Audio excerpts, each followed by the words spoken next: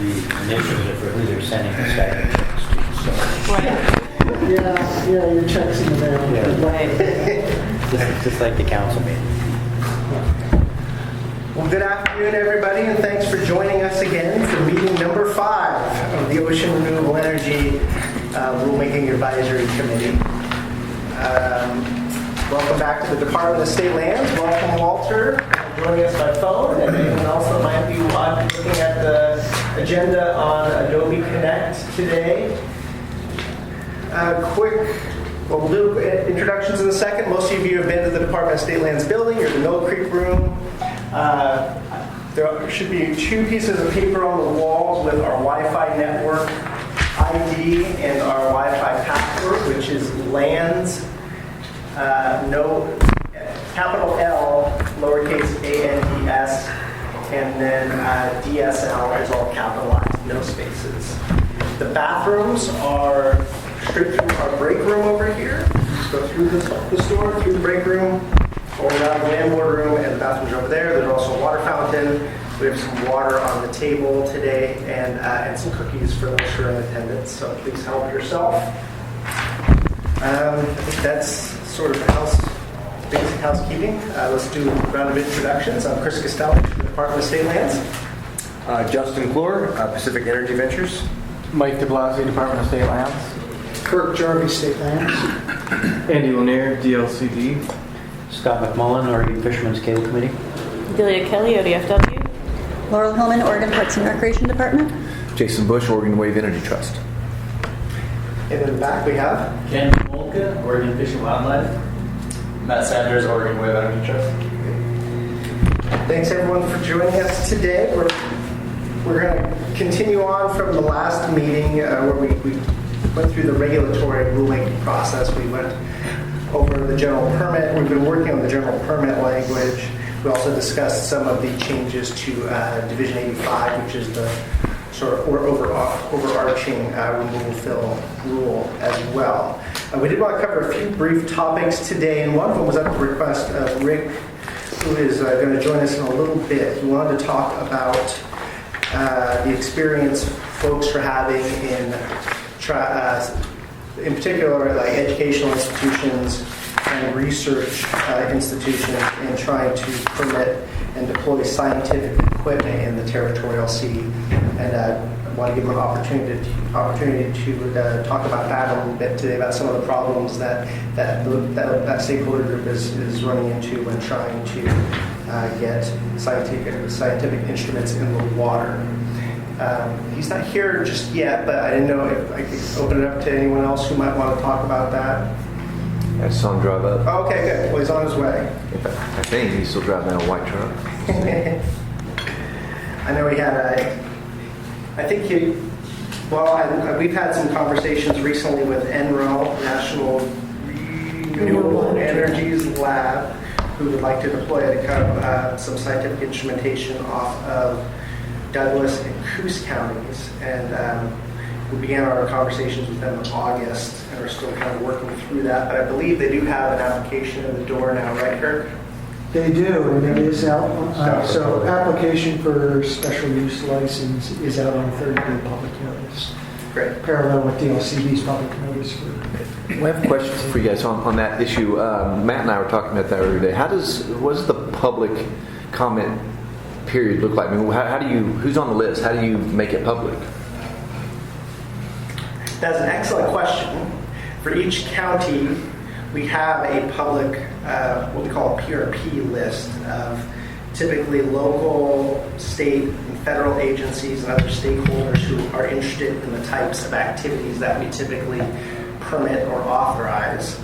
The list has to be tweaked for ocean user groups because it's not our typical group of PRP participants. And almost 95% of the activities that we permit and authorize are in wetlands and bays and estuaries and rivers and lakes. So people sign up for this list? Is it like a mailing list? They do. And then we try to keep a current list of agency peers that typically comment. And we got pinged by Oregon Shores, something like that. And it was before I think the permit was even submitted. And we were like, okay, well, I can tell you what we know, but I didn't even know whether the application had been submitted yet. Yeah, we usually do the completeness review prior to circulating it for public comment, and we did sit down and talk about who should be on this list for the NREL. So we added Surfrider, we added some other stakeholders, and we are in the process of thinking up what a ocean-specific list should look like for different areas. We also post the application on our website. Do you remember the website address? statelandsonline.com. And you can watch the whole progress of the application process. You can submit comments online through that portal. We don't do any postings like in local newspapers or anything like that. You might have a couple new people online. Yeah. Good afternoon. This is the Ocean Renewable Energy Rulemaking Advisory Committee. Who just joined us? Arno Husing. Good afternoon, Arno. How we doing? Good. Thank you. Chris, I'm going to chart folks that are on the phone so we don't lose track of them. Is that okay? Yeah, sounds good. Okay, so we have Arno, and who else do we have? Walter. Walter Chuck, yeah. So Mike, if you could just sign that they were here via phone and initial. Before we leave this topic of this permit application that's pending now, it's out for 30 years. I got two different notices. One, they both concern two current measuring devices, as it is. Both of them show the same lat longs at the two locations. One of them is from, I think, the National Renewable Energy Laboratory. The other is from an affiliated organization called the Alliance for Renewable Energy or something. That's out of Colorado. That's the parent corporation. That's the There's parent like two completely different applications for the same, what appears to be the absolute same project. So how So does there's that one work? of them the One- DSL notice and one's the DLCD notice. I thought one might have been from the Corps. I'm not sure. Maybe it is. Yeah, that's what it So is. it's probably a nationwide core permit that they were operating under and that they got their federal review done under. They're both open for 30-day permits. They look 30-day comment periods. Yeah. So it's probably just that each agency that has a portion of the permitting review has to go through their own public review process, regardless of whether or not somebody else has done it, because they have to meet their statutory requirements. So we also had to issue a public notice because we have to issue a letter of federal consistency. And so that's why we issued a public notice at the same time that DSL issued a public notice, so that the public comment period could be effectively the same and shortened, so that they were not staggered. But each agency has their own requirements for whether or not they need to go through that. And I have no issue at all. I understand that. The question that puzzles me is how we have the same project having two separate entities getting permits for it. It seems like there ought to be one entity that owns the project and is responsible for it, and not two. Could be that they subcontracted work to do pieces of it out, or no? In this case, That's not it. Renewable would be the subcontractor. So NREL is the National Renewable Energy Lab, and I don't understand the labs all that well, but each lab has a parent nonprofit entity, I think, that more or less owns it. In this case, NREL is owned by this other group. So the application, in a sense, is coming from the same entity, because that's all that group does is run NREL, and NREL's applying for this. So maybe at the federal level, they just chose to insert who the parent organization is, and at the state level, it has to be an organization that has a presence here in Oregon. So the NREL had to register or something for being a corporation in Oregon. Yeah, that's it. So on DSL's website, we have the applicant as the Alliance for Sustainable Energy LLC. Okay. At least for the one that's being circulated for Douglas County. Yeah. And for Coos County, we have the same. And who is that, Jason? The Alliance for Sustainable Energy. That's the organization that owns NREL. The way that who's the And if you're actually on Adobe labs Connect, has it we're here. looking at it right now. When does it close? It's somewhere out there it says it closed. It is confusing. November Just 28th. so I did talk to Levi Schilcher of Renewable and asked him this exact question because I found it confusing and I thought it would confuse other stakeholders. And he really couldn't explain it other than to say that there are regulatory requirements for which applicant goes where, similar to what Jason was just saying. And so they filled in, but essentially it's all the same lot. It's just whether or not you're talking about the parent. Like if it was a company as a Walter, hopefully you can see it right now. DOE, basically it's DOE and Alliance operating ML. So All the same bodies. Is the analogy you're looking for as Patel and PNL? Yes, that was the name I was looking for. But the difference is, in my perception as a Gubby, is DOE owns NREL and has them operated by the Alliance. They don't Just own as it. As far as I know, they're PNL. owned by Alliance or Battelle. Patel, But see, Battelle gets a contract to operate PNL. they did a bunch of clean work when I was in the Bay Area. I mean, it's a mucky business of, the administrative FRECs. side and the governmental side and so on and so forth, but essentially it's all the same. Wow. That was our applicant. That's the first I'd heard of Alliance for Sustainable Energy for this project. Look this one Their up. website says they're the management and operating contractor. Yeah, they're a management and operating contractor. Oh, so NREL is still a government NREL is entity. DOE. NREL It's is a government agency. Yeah. Exactly. Yeah. Yeah, and see, Like the administrative side. so in order, the way it works at Battelle and the national labs is every, millennia or so, they go out on a new contract and select the operating entity, which Battelle has had a lock on. few Idaho of them. National Lab and Pacific Northwest National Lab and a number of others. Apparently, they're a contractor. But I mean, a long term. Epoch to epoch kind of thing.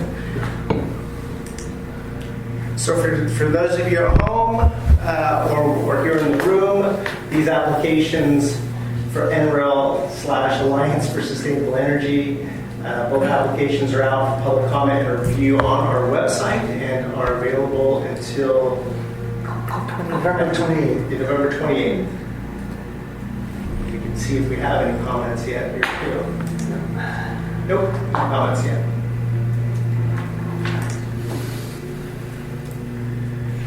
Well, Rick, we kind of went over housekeeping and introductions, and we're starting on the brief topics. I wanted to give you an opportunity to discuss. Obviously, we started in discussing scientific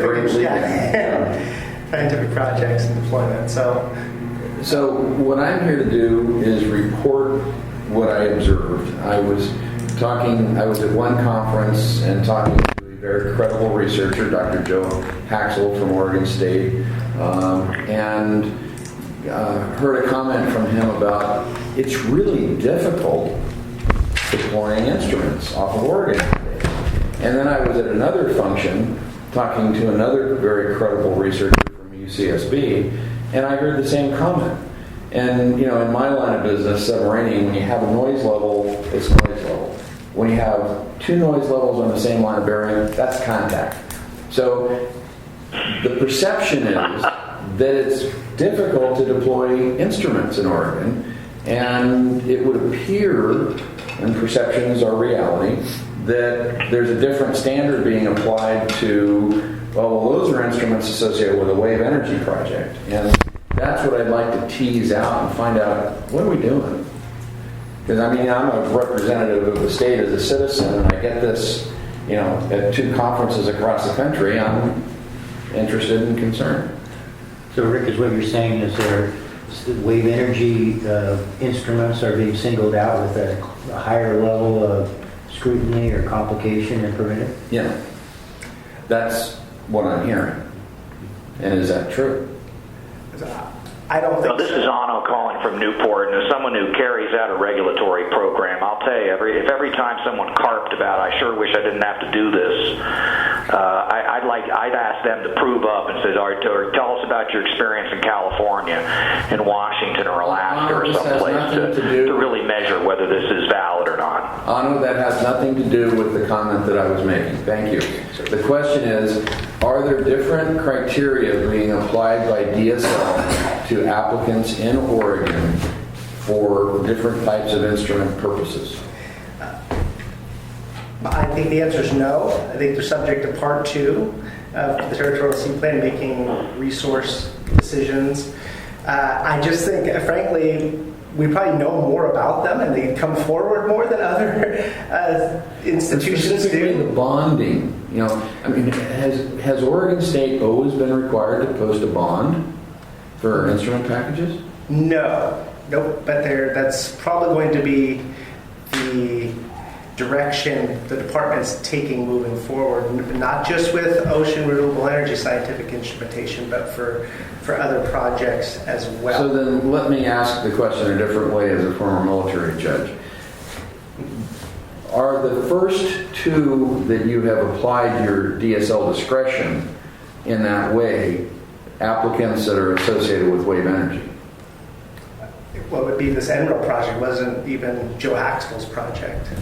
In fact, his project went through, I would say, pretty smoothly. But he got faced with a bonding requirement and you worked out an alternate recovery method. But when he was talking to me, he was thinking he was going to have to shut this project down. Because as a federal procurement officer, you can't spend money on bonds like that. I don't think that falls under the federal acquisition regulations. So let's clarify. When we say bonds, really what we mean is financial assurance for the recovery of the device if it's abandoned, right? So it's not necessarily a bond. It's some demonstration that funds have been allocated or secured in the event that Department of State Lands is not holding the bag. We've got the financial resources. And is this a new application of that discretion in the last couple of projects? We used it for M3. Yeah.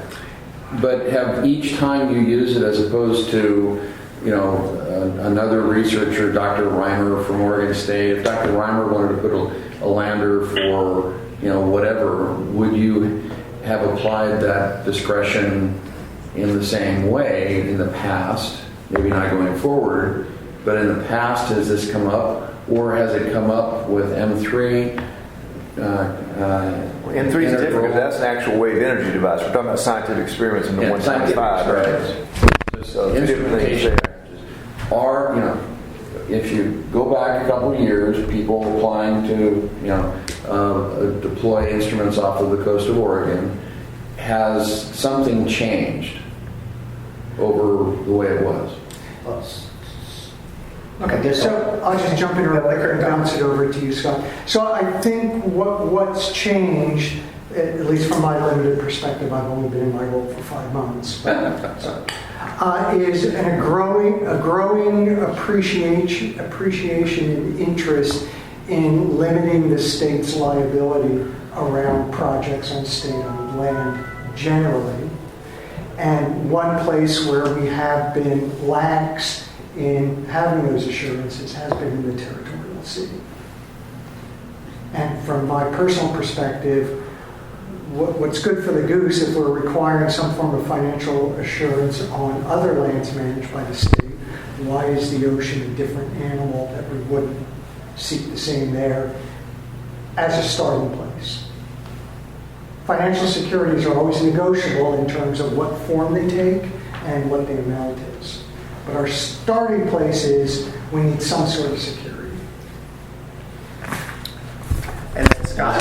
And I would say that I think part of this may be an elevation of the issue and an awareness that wasn't there before of the problems associated with this sort of thing. We had a perfect example of how terrible this can go with I think it was an NREL-sponsored meter that was installed in the side of the principal power, Federal Waters off Coos Bay, but it was a case where they, even when they were told don't leave stuff on the bottom, they left railroad wheels right in the middle of the trawl grounds in an area that heavily fished.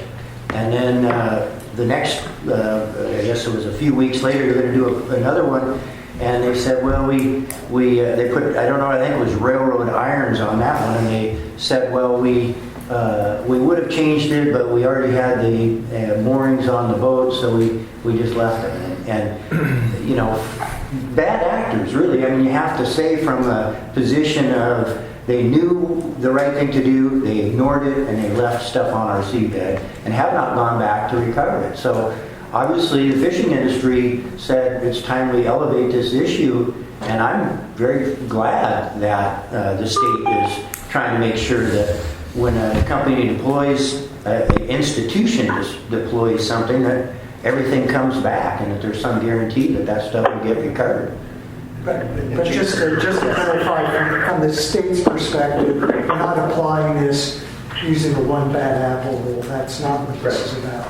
This is just a growing appreciation that we haven't been doing our due diligence in protecting state limits in the same way that we have on interior waters. And we're Statewide, right? You'll see us increasing the Owned. Yes. we look, revisiting how we authorize things in the interior waterways too. I mean, some of the way bigger issues are authorized uses in the Columbia and other Bay and other areas where we've had problems, and we don't want to. We just had a marine debris action planning workshop out in Newport, but we really don't want our things that the state's authorizing turning into marine debris down the road. Jason. Maybe somebody join us? Oh, hello. Do we get somebody join us on the phone? Yeah, this is Charlie. Hey, Charlie. It's Chris and Kirk and everybody, all your friends here on the ride. So let's do this if we could. If for the organizations that you're hearing from, Captain Williams, and maybe you're hearing the same, if they have some proposals or suggestions or templates, I'm not quite sure what the right word is, in ways that they could present surety to us that covers our risk, I am wide open to consider those. We do that on a case-by-case basis as they make application. But if we have a little toolbox of options that we've kind of pre-approved or pre-checked off on, great. But I kind of need to hear from them what are their limitations in securing a bond versus other mechanisms. Insurance rider, whatever else. So that's wonderful to hear, because I know there are, when you use the federal acquisition rules, there are things you can do and things you can't do. And surety bonds, I'm pretty sure you can. But having an allocation for an alternate recovery method that would accomplish the same thing, that's not a budgeting issue. Yeah, right. And what I'm hearing is that this is going to be applied to all instrument requests, regardless of whether they're wave energy. That's where we're headed. So that's where we're headed. I am not prepared or authorized to say today that every application moving forward is going to require a bond, an insurance rider, or X other instruments. I think that's really, that sort of blanket statement would really have to come from up higher. I will be asking staff to, certainly as they're evaluating the applications, what's the risk to the state? What's the opportunity here to protect that risk or address that risk by bonds or the like? And as an agent, Sorry, Chris. And we understood from NREL early on that in their case, they don't have the authority to pull a bond. So we've asked them to consider some other options. And as an agency, we are looking at making sure we protect, we do the best job we can at protecting these waterways for their public trust values, which is our primary responsibility. We're not all of our rental rates are low. We're not like maximizing revenue to anything. So the least we can do is make sure the things we're authorizing are not becoming a permanent problem for the public to have to deal with down the road. So it's something I can tell you as an agency we're definitely looking at. We committed to looking at it through the NOAA Marine Debris Action Planning and some of the objectives that we're looking at. We're trying to figure out how to best protect the waterways to make sure things we authorize don't become a problem going forward through our strategic plan, which we're in the process of updating as well. So, as Kirk said, we haven't figured out. We don't have if this then this, like if A then B set up yet, but that is definitely the direction we're getting, is to do a better job of being a steward of those public lands for the state of Oregon. Okay. Thank you. Just for the sake of question, would it be possible for the state to hinge permission upon, say, removal of an existing NREL mooring that was left in the fishing grounds?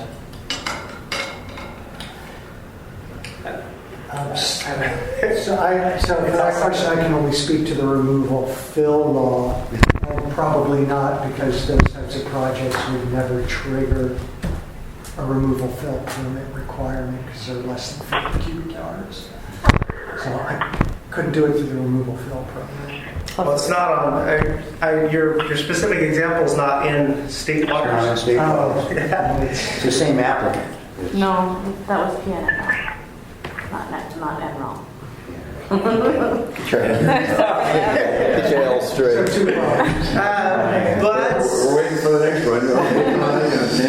But we are, and I think we're doing this more than just this rule, but we talk about holder in good standing and not continue to authorize. Let's say we have lessees that are in default in Coos Bay. We could deny a new lease application on their part in Quinna Bay until they sort out either. It could be a removal fill violation as well, and that has not started with the wave energy industry. That was recommendations from DOJ and some of our waterway lease revisions for the inland waterways that you really shouldn't be entertaining applications from people that are already in default on other leases. And just so we're clear, I'm not trying to pick on marine renewable energy, because we have a bigger problem with academic institutions and even the federal government leaving anchors on the seabed. So, yeah, it isn't. It's academia as much as anything. And I was not. And let me just finish up real quick, Jason. There was a NOAA Marine Reaction Plan workshop in Newport last week. I wasn't in the ocean-based group, but one of their objectives was to make sure that at least there's better notification of scientific experiments where devices or equipment are being left out. Make sure there's better notification to quite a few, maybe to the landowner if it's OPRT or DSL, but also better notification to affected users that project is taking place, so that people are aware of it, and that maybe we do a better job of making sure they get whatever authorization they need, so we know who put it there and they can remove it, whether it be an acoustic Doppler profiler on the seafloor or rebar stakes into a rocky shore. So. Yeah, so I would look for that document when it comes out at the beginning of next year to see what's in it. Jason. I don't want to sort of beat a dead horse here, but I just had a few things I wanted to get on the table. From my perspective as a representative of the industry, my primary concern is the double standard, and as long as the standard applies to anyone putting things out in the water, that's great. I think the state has a responsibility to protect its resources. So, but if it perceived that there is a double standard, then we're going to squawk. Issue number 2, if it's going to apply to everyone, then I have talked to a few researchers who were pretty surprised by the idea that in the future they would need to do this, and every one of them say that this would limit the amount of scientific research that goes on in Oregon's waters. So I would encourage you to, and I was just talking to the researchers themselves, in some sense, like for example, one example of the person you might talk to would be OSU's VP of Research. I don't know who that person is. I know there is somebody like that. Belinda Batten answers to this person. This person probably has a perspective on this. And my point there is you should probably talk to the scientific community. If you're about to make a decision that's going to limit the amount of scientific research that happens in Oregon, you should probably get some input from the scientific community. Because the example was the federal issue. The feds fund a lot of the research. They give the money for the research. It's generally lean anyway, and there sure isn't going to be an additional $50,000 cash if they're able to go out and buy a bond and just sit on for 2 years or whatever. That mechanism just doesn't exist. So those two issues. On a related note, for stuff that is left in the water, I want to get back to Scott's example of this railroad wheel.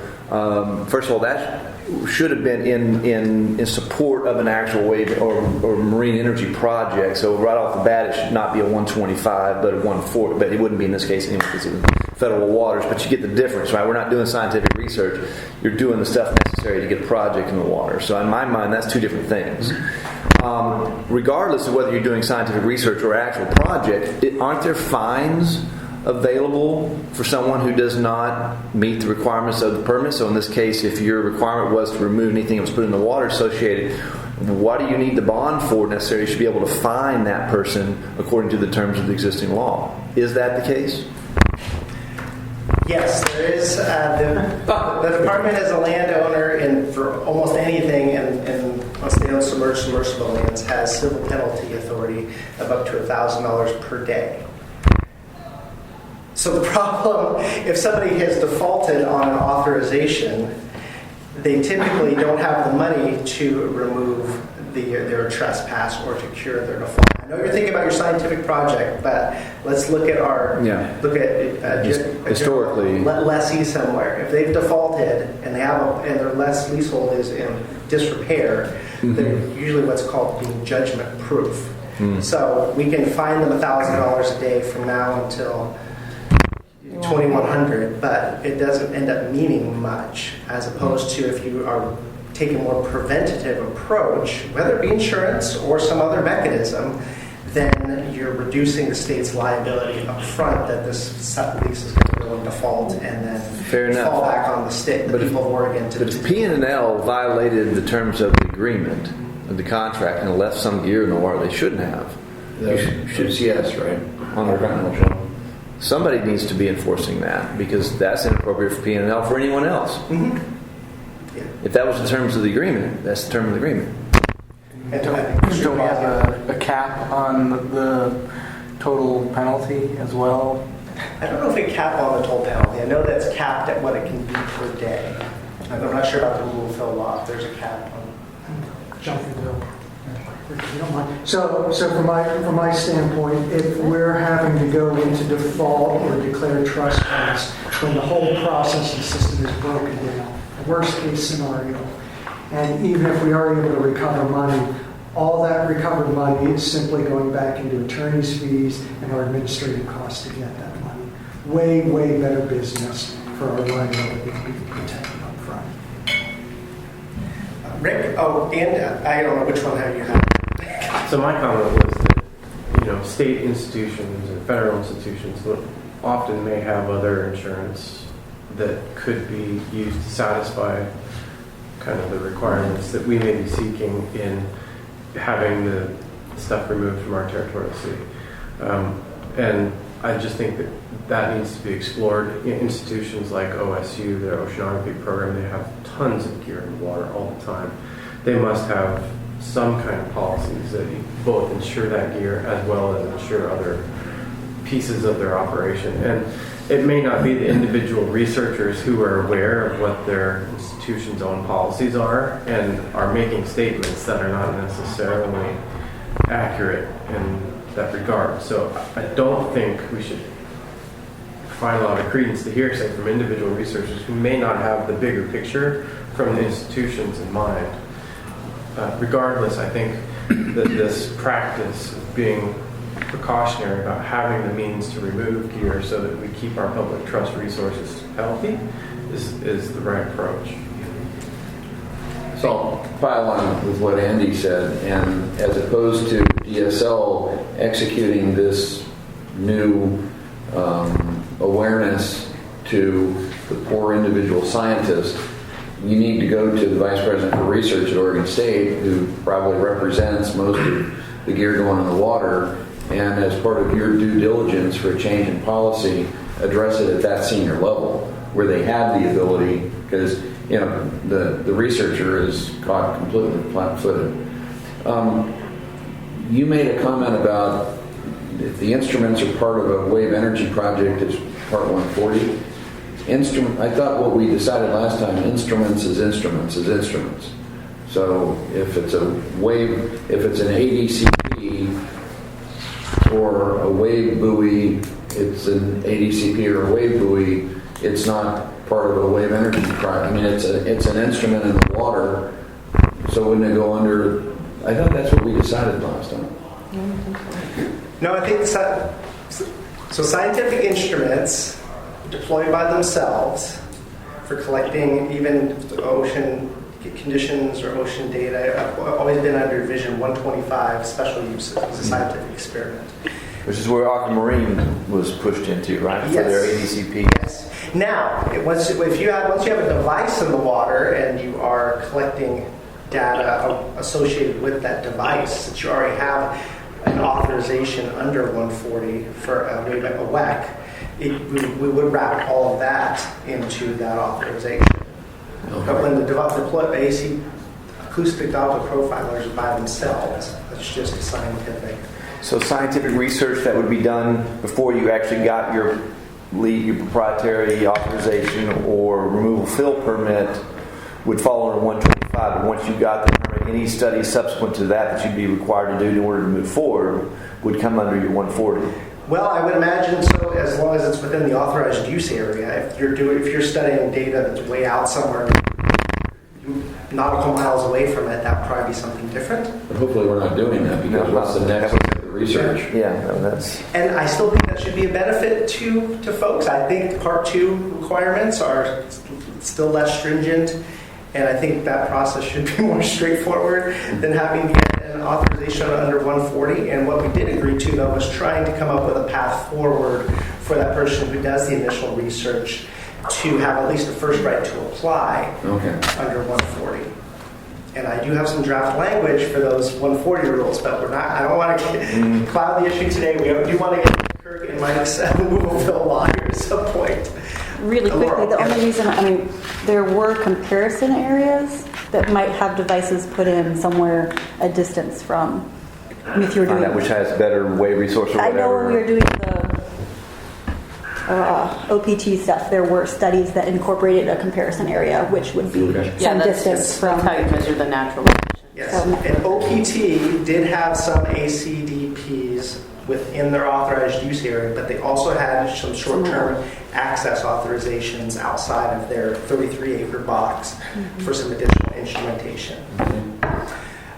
We want to do a quick phone check for Walter, Otto, and Charlie. Do you have anything you'd like to discuss with? We're still on the first brief topic. We're talking about research institutions, permitting experiences. I'm okay in Newport. Good conversation. Okay, thank you. And Charlie and Walter, I'm going to assume you guys are doing okay.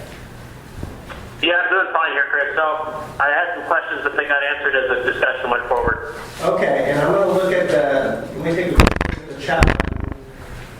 What is the probability of those fines being, hopefully we answered that question. Thank you, chat. Yeah. And the probability is slim. So in preparing, well, first of all, I have one takeaway that I think we can try to work on is to have a conversation, though, with somebody high up in a research institution like Oregon State with regards to what are financial assurance mechanisms that are available to them, because we don't want to make something that make it require. What's the body that advises, the scientific advisory body? Stack. Stack. Try stack. No. SAC is not going to have the same kind of institutional knowledge or awareness of the kinds of policies that the institution, the broader OSU. Well, I want to make sure that it's not just OSU, right? Because it isn't just OSU that does No, research. So no, who does it's- OOI? Is that just a university-based thing? Or is that researchers from all over? Yeah, that's a, National Science Foundation.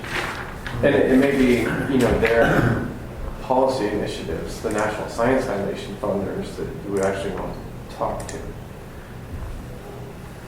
But I think that the Dean of Research at OSU is a good place to start, Roy Haggerty. Let me write that down. Roy works for the new vice president of research, Yeah. but Roy is certainly the right. Roy's a good person to start with. How do you spell his last name? Haggerty, Haggerty. He's associate vice president for research. At OSU. Yeah.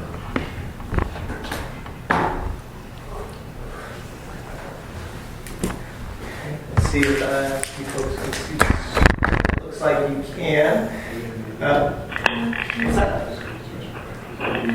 No, you're good. Thank you.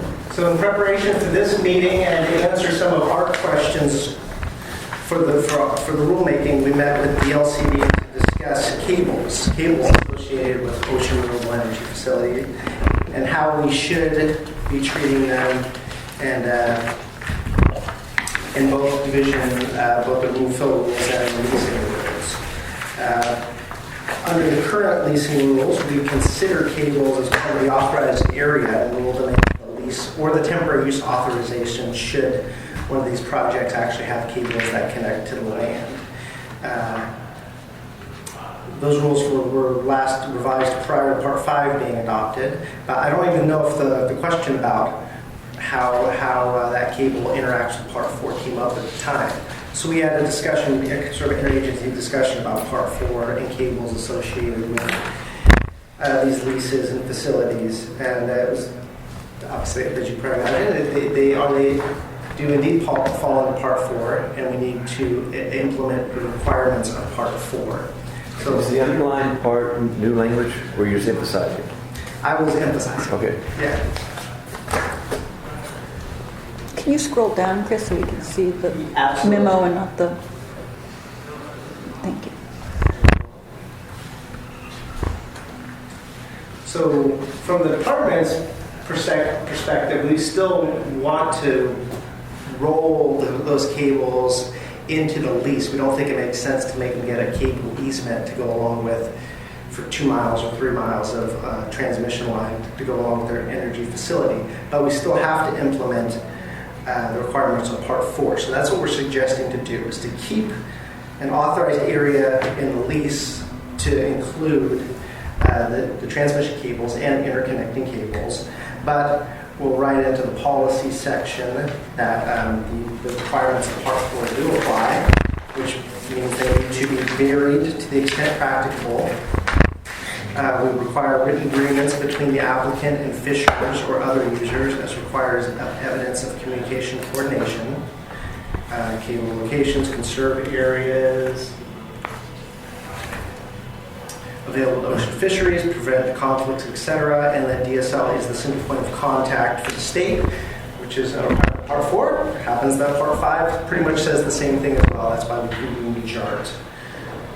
So as you see, our proposal or our plans are to include this sort of language into the ocean energy leasing rules that will continue to authorize the cables as part of the lease, clarifying the policy sections that the cables are subject to Part 4, make sure applicants are aware of the Part 4 requirements in the pre-application process, add rule language requiring burial of the cables to the extent practicable, and ensure that any construction bonding requirements include the installation of the cables. We usually require at least a construction bond for cables when they're being put in. Then we had 3 questions that we thought that we picked around between DSL and LCD that we wanted to just provide input to you all on how are we going to treat the interconnecting devices and transfer boxes. Do they need to be buried?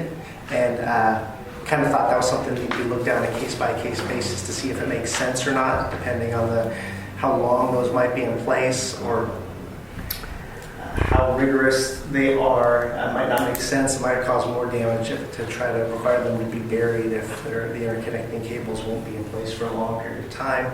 And I would, Kirk and Andy were both involved in these conversations, so please feel free to add anything if you want. And then, let's see, what's the next part? The Division 83 requires cable easements in the territorial sea to go to the land board for approval. Should these cables that are authorized under a lease also need to go to the land board? And our suggestion is no for cables, any cable that's connected to shore for a temporary use authorization, just due to a couple things, duration, and we're still trying to make temporary research and demonstration projects, the path for those not be that arduous. But mostly because if they're really going to be in for a short-term period, that's something we feel comfortable authorizing administratively. We do suggest, though, that if they're going to be in for a long time, and maybe the cables will be in indefinitely if they're buried, that they do go to the land board for approval, which pretty much will kick the leases into getting land board review and approval if we get our ocean energy facilities. And lastly, is the JART process or other outreach requirements that are already built into Part 5 sufficient to meet that communication and coordination requirement that's in Part 4? That's the part that requires written agreements between the applicants and the fisher groups. And the thought was that it is not, in that sort of communication and coordination is best served being done prior to the JART forming and having some of that information for the JART to consider. And it was viewed as a benefit really to both the industries, an opportunity for early collaboration and communication requires not only between affected stakeholders, but also between affected stakeholders who can help, frankly, develop the cable routes and help avoid some of the conflicts that you could run into by coming to the JART meetings with already having your cable routes established. So we will take questions and comments at this point. Could you guys all hear me okay? Jason. So I'll just kick it off here. I've got 2 or 3 question marks. I'll just start with one, let someone else jump in. But the first one I have, can you talk me through this second item about the state land board approval? So I apologize. I am not very familiar with the state land board doing much, except managing forest lands. So you're saying, what I'm hearing here is that for a ocean energy project that was permanent, that the decision to issue a lease would be a decision made by the state land board as opposed to DSL. That's what we're proposing here. Is that new? Is there a precedent for that? And do they make decisions on anything else going all in the ocean? of the cables in the territorial sea, and those So that's how are it 10-year is. terms. Okay. Yeah, they also approve any permanent disposition of land, which would be any permanent easements too. So if you look at their land board agenda for December, they have a big item called the Elliott State Forest. They have several land management action items as well. Most of them are easements. So is it possible that an ocean energy project could get approval for a 140 lease for the project, but for some reason the state land board would deny the easement to bring the cable to shore? Well, no, because they would make a decision on the whole thing. So they would make a decision on the lease, and the lease would include the cable. So DSL's not making a decision on an energy project? The state land board is. Well, that's the suggestion. You're punting all lease to state lands. If it has a cable associated with it. So yeah, that's what I was thinking. I don't know if it's punting, but it would be an action taken by the land. That's probably a poor choice. That's okay. It's not something I'd ever heard of before, so it sort of catches me by surprise. Sure. I always assumed that DSL would make a decision on a 140 lease. That's what we're talking about here, around Section 140 lease. Yeah. But you're saying, actually, staff's not going to make this decision. We're going to have a recommendation. We're going to kick it to state land board. Well, first it's a suggestion, so this is the perfect time to talk about it. This is why we're the Rulemaking Advisory Committee. Right now, those easements for cables in the territorial sea all go to the land board for approval, and they're for a term of 20 years. With a 20-year, I think there's an automatic renewal involved. My thought was, we currently issue leases and easements for up to 30 years administratively.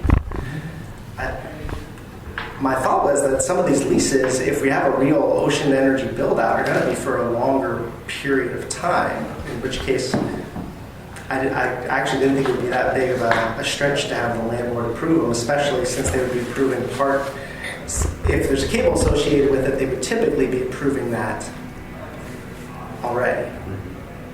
But do you see do you expect a I just have to keep my mind. No, I just have to keep my mind around this because all the 140 language is the basis upon which DSL staff would review the project and come up with a recommendation that they would then submit to Department of State Lands for this panel of 3 people and let them decide whether or not to let the project move forward. The State Land Board. State Land Board, which is Governor, Secretary of State, and Treasurer. Yeah. Fascinating. So, as we were suggesting, not for temporary use authorizations. Yeah. So not that hurdle for demonstration projects. We want to. Yeah. I don't know how many leases we're talking about, but they handle easements on every land board agenda, typically. So, if that we have time to talk about it. We haven't even rolled out our draft 140 rules yet, but that was that's what we were talking about, considering the long-term encroachment of either the ocean energy devices or certainly the cables, which are buried and probably going to be there in perpetuity. This is Otto from Newport. I want to thank staff at DSL for, I've talked about this during earlier meetings, that the greater the involvement of the land board, the better. Obviously for de minimis, no-brainer things, probably doesn't rise to that point, but if we're talking about longer-term leases, those things absolutely should be involve the land board. Would the land board be the appeal body that a DSL decision would go to anyway? It's LUBA, right? That's a good question. I don't think it's LUBA, and that's something I'll need to fish out. The rules right now, because there's a set of rules in place, just say reconsideration of decision under 183. I believe that's a director's reconsideration. Is it? Well, for LUBA, it has to be a land use action. So I'm gone off the seat of my pants here, but unless it was an issue related to an interpretation of the TSB, maybe the lease itself has got a different appeal path. Yeah, administrative rule talks about a reconsideration process, but it's like literally one sentence. Yeah, it goes to 183, which is the section of statute where contested case hearings are. So I don't know if it'll be treated as a contested case hearing or a reconsideration. And there's another, it's like a pseudo contested case hearing where it's consideration of issues in other than contested case hearing. So we will try to flush that out a little bit for the next meeting. I'll put that on the list. Laurel and then Delia, you put your tent down, or do you still have a question? Real quick, we were going to go into this more at the next meeting too, right? So we don't have to. Yeah. Okay. Yep. When we actually get into 140. Exactly. Okay. Yes, but it's good if you have questions about that. If something just came up in this memo that took you aback, I'd be happy to entertain a few more questions on that. Laurel? I was just going to point out that it doesn't clarify, if somebody's going to look at this, the need to have an ocean shore alteration permit for anything going under the beach. And we do require those to be buried. Thank you. You require them to be buried. Well, they can't, yeah. Otherwise, they would obstruct public recreation on the ocean shore. If it's directionally bored, does that still require the alteration permit? Yep. Going under the beach, over the beach, on the beach. Mechanism. And how much trenching have we done, trenching and backfill over the beach with permit? We've not done any trenching on the beach. You mean the other people? I'm assuming. Yeah. Personal experience. Yeah. Parks does not trench on the beach unless we are burying a whale occasionally. That doesn't count as a trench. Preferred to As opposed to blowing one up. We don't do that. That was ODOT. So- Any of those larger cables that have come to shore recently have gone. They've been directionally bored under the beach. Anything recent, we prefer not to do. Recently, there haven't been any examples of trenching under the beach. The big Google one was directionally. That was directionally drilled, yeah. drilled. Well, thank you all for pointing that out. I can't alter this memo to make a note of that. And I mean, it's sort of post it. outside of the scope, but if somebody was looking at that for direction of the requirements and how, all that connects, it just doesn't, it lacks have it on there, those. so. It is. So I'll add a few sentences to this memo. And I'm glad you brought that up too, because we do sort of list other permits that you may require in the rule that we've drafted and what this rule does not apply to. And that is probably one that would be involved enough that we should point out that they need to talk to OPRD about the insurance permit. Scott, and then is anybody, and then Rick, and then we'll do a phone check.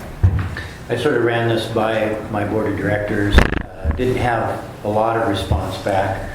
One response from our attorney was, why should even the temporary ones not have to go through the same process?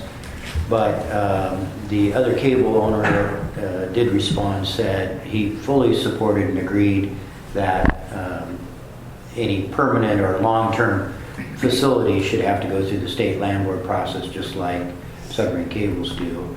That it be appropriate that these industrial uses of the ocean all have a level playing field, all sort of are seen equally. So Okay. they fully supported it. Okay. Thank you. Rick? So I'm all over the communication and coordination, and I think it's wonderful, and I think people do it in good faith. But tell me what a written agreement with Fishers consists of.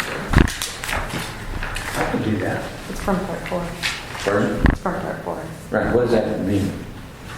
It's an agreement, coordination of activities, of ways to mitigate issues. For example, in the case of submarine cables, talks about things like, what about sacrifice gear? If a net becomes snagged on a cable, the owner of the cable is responsible to indemnify that mariner for his loss, be it a ship captain with an anchor that has fouled on the cable, or a fisherman with a dragnet.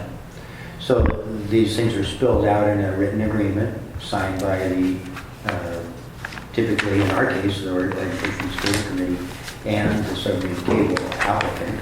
And we go through all the sort of the issues that we think are germane to them having a submarine cable on the seafloor and in the fishing grounds.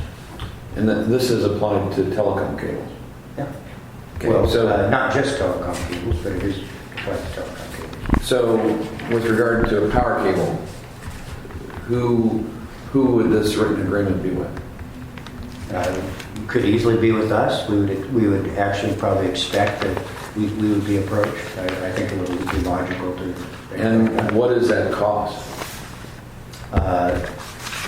We haven't had one with a power cable yet, so I think it would depend largely on the type of project it was. If it was some short term, and we're talking here about some potential short term ones, I think in our case, I can say that our committee's been very, very reasonable and equitable in trying to be fair. If it was a long-term project where they were getting an easement for a 20-year project, they would be probably treated, just my guess, it's up to the board of directors, but my guess it would be treated like any other cable, and they all share equally in the cost of the cable protection activities, all the other things that other cable owners are doing now. It includes the scientific cable that comes out of the same. It's treated just like the others.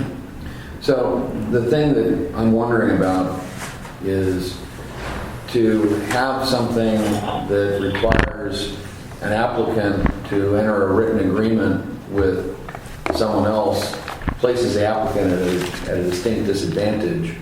It's one thing to establish consultation, to show communication and coordination, but what if the agreement is we agree to disagree? Is that still a written agreement? Written agreements between, No. probably not reading part 4, so I don't know if you guys have part 4 with you. I sent the after talk to one of your RAC members yesterday. It is on the last page. It's sub B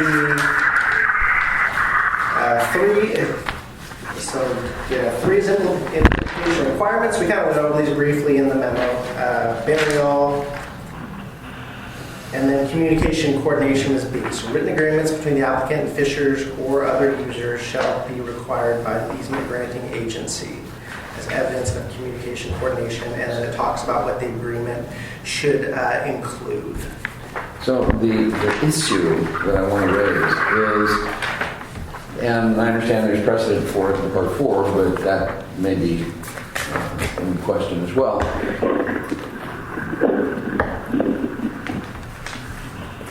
Working between two industrial uses of the ocean is a governmental activity.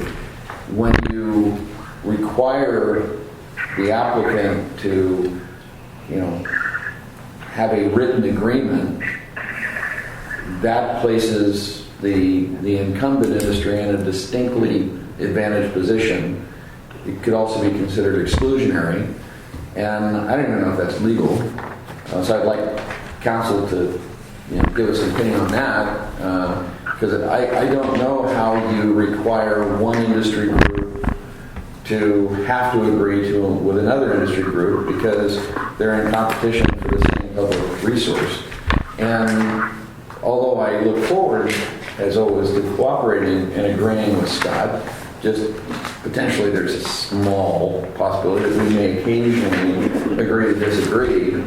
And that becomes part of the JART, DSL, and the land board process. And I question the validity of DSL delegating this out of the JART when reasonable people disagree. That's why barristers exist. So and who would? Like for Camp Rylea, who would we go into a written agreement with? I mean, it's one thing to demonstrate our good faith that we've gone through the Kaizen process, the JART process, and here's what we've come up with, and communication and coordination, but I don't even know who we'd go into a written agreement with. And if there was a membership fee or anything, that's distinctly not permitted through the federal acquisition regulations. I don't know how we... if that's the basis for an agreement, I don't know how we could come to an agreement legally. So I just think can we do that? I appreciate your input. It's in part 4 of the territorial sea plan, and the agreements have been included in the. You mentioned that the easements coming across the territorial sea already go to the land board. It's always been an attachment to their agenda, their action item. So, what if someone comes up and they agree to disagree with? What did SETS do? How's SETS handled this? Dan Helene is on point for that, but I believe they've had conversations, Glenda and Dan, with OFCC in the past, but they have not gone through the TSP Part 4 process yet for their cable. So I think you're still sorting out what exactly that would look like. Is that right, Scott? You may know more than I do. Yeah, you don't really need an agreement till you get close to getting all your permits in order for starting the project. But the existing cable companies have all found it very efficient to work with us. They found that the state doesn't require that the agreement be with us. It just says there has to be evidence that shows that you, as an applicant, are working with the fishing industry. If you remember back to Goal 19, we put our highest level of protection on our marine resources.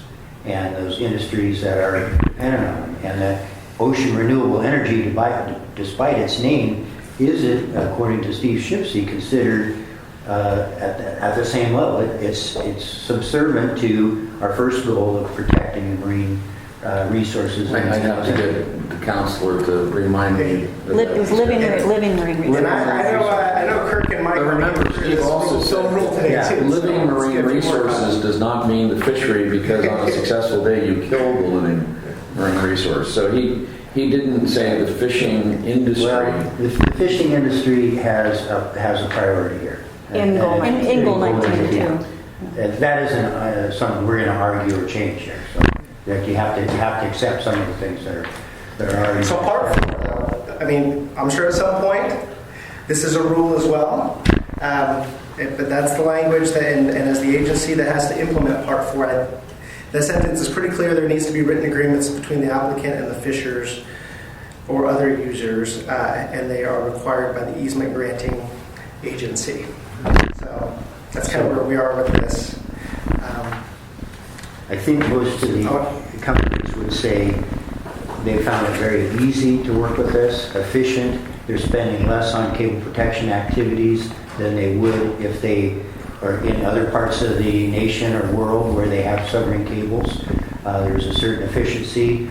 The reliability of our cable protection efforts is much greater here than the rest of the world. They love us. I mean, honestly, I'm not trying to blow our own horn here, but it is a real success story.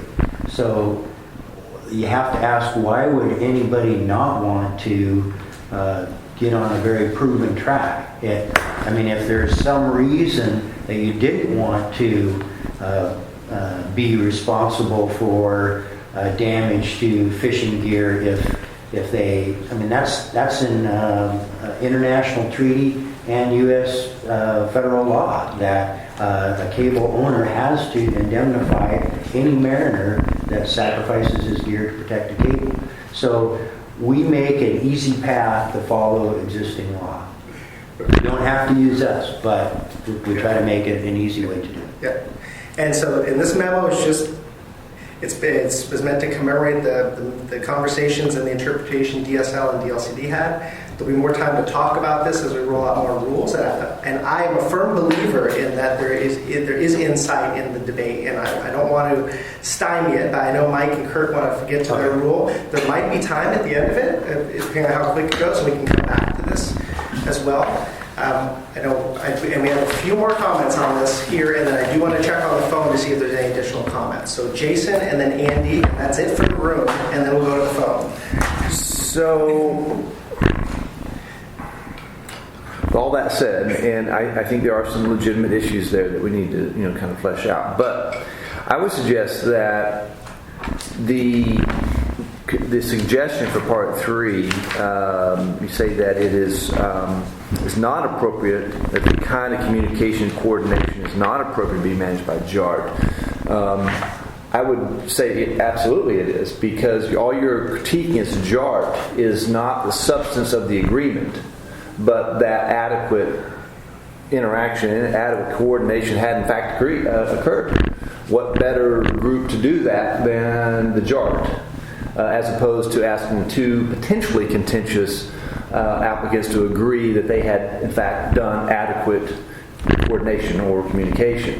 I think that you can bring evidence to the table that, look, we've had these multiple meetings, we've had these MOUs, we've discussed these issues, but we disagreed on X, Y, and Z, and we agreed on A, B, and C. We would submit to the JART that we have in fact done about as much communication and coordination as we possibly could. So I would suggest that it is in fact JART's responsibility to make that decision. Thank you. Andy. Well, in direct response to that, Jason, I would like the industry-to-industry negotiations to happen in good faith outside of the JART and be brought to the JART as a part of the overall project review. Yep. That was the intent of this statement. Yeah. That's how I read it too. Okay, I'm setting that aside now. The other thing that I would like you all to consider, and it's in response to the first question, is just how we can be flexible and yet cautious with plans within an array. So do we require burial of cables between devices within an array, or do we allow those cables to sit on the surface of the seafloor? And I think timing, so how long something may be there, how frequently something may need to be maintenanced or disturbed, per se. So my goal in responding to here is to think about the least environmental impact, and if burial and reburial of cables between devices in an array is significant enough, I would prefer to avoid that kind of habitat impact. So think about how we can have some flexibility in the decision-making or rule-making process going forward, while also doing our best intent to minimize impacts to the aquatic environment as we do so. And in some instances, burial may be appropriate, and we will recommend that to the extent practicable. But in other instances, maybe that's not appropriate. And if there are rules or guidance on how we go about getting that flexibility, I'm open to hear it.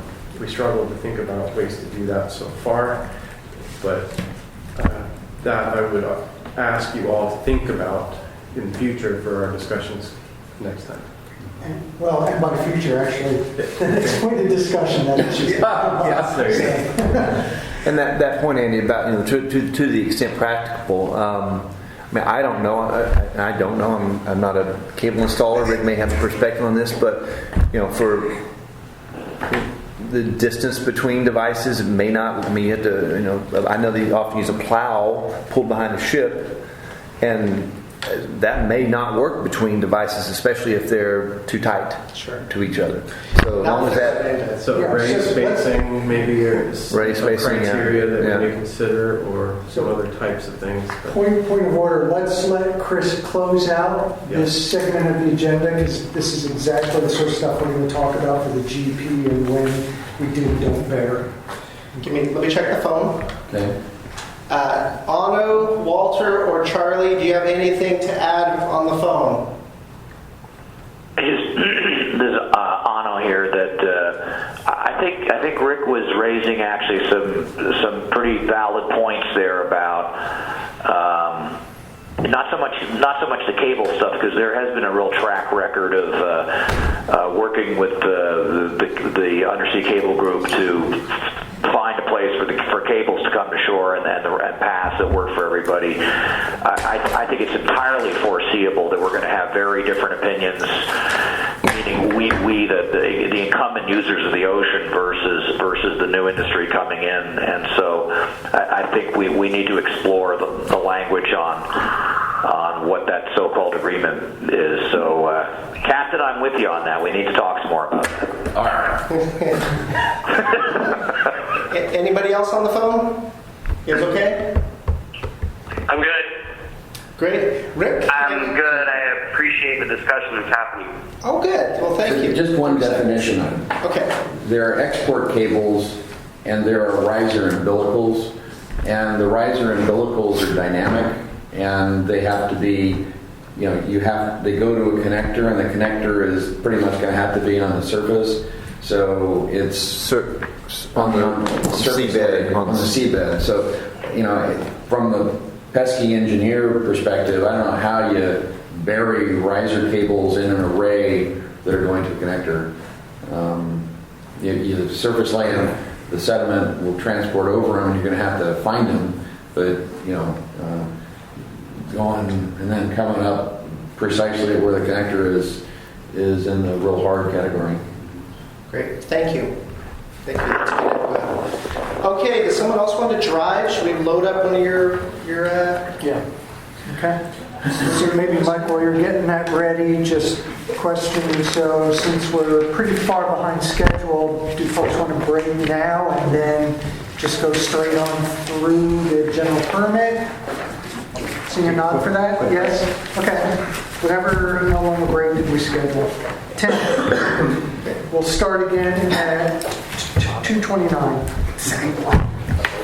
So folks on the phone, 10-minute break. See you at 2:29. Synchronized parking. Parking meters, if you got Huh? Your head out?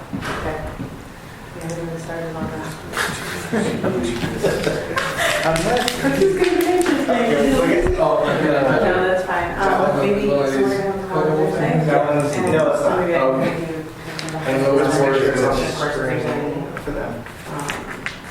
Any further input that comes out of today's discussion. What is this program we're using that you're able to share your screen with folks? It is an Adobe Connect. I think we have a few licenses for it now. We have, this isn't the Mondo pad, but we have a Mondo. What is it? I know. A Mondo pad? It's a Mondo pad. Is it?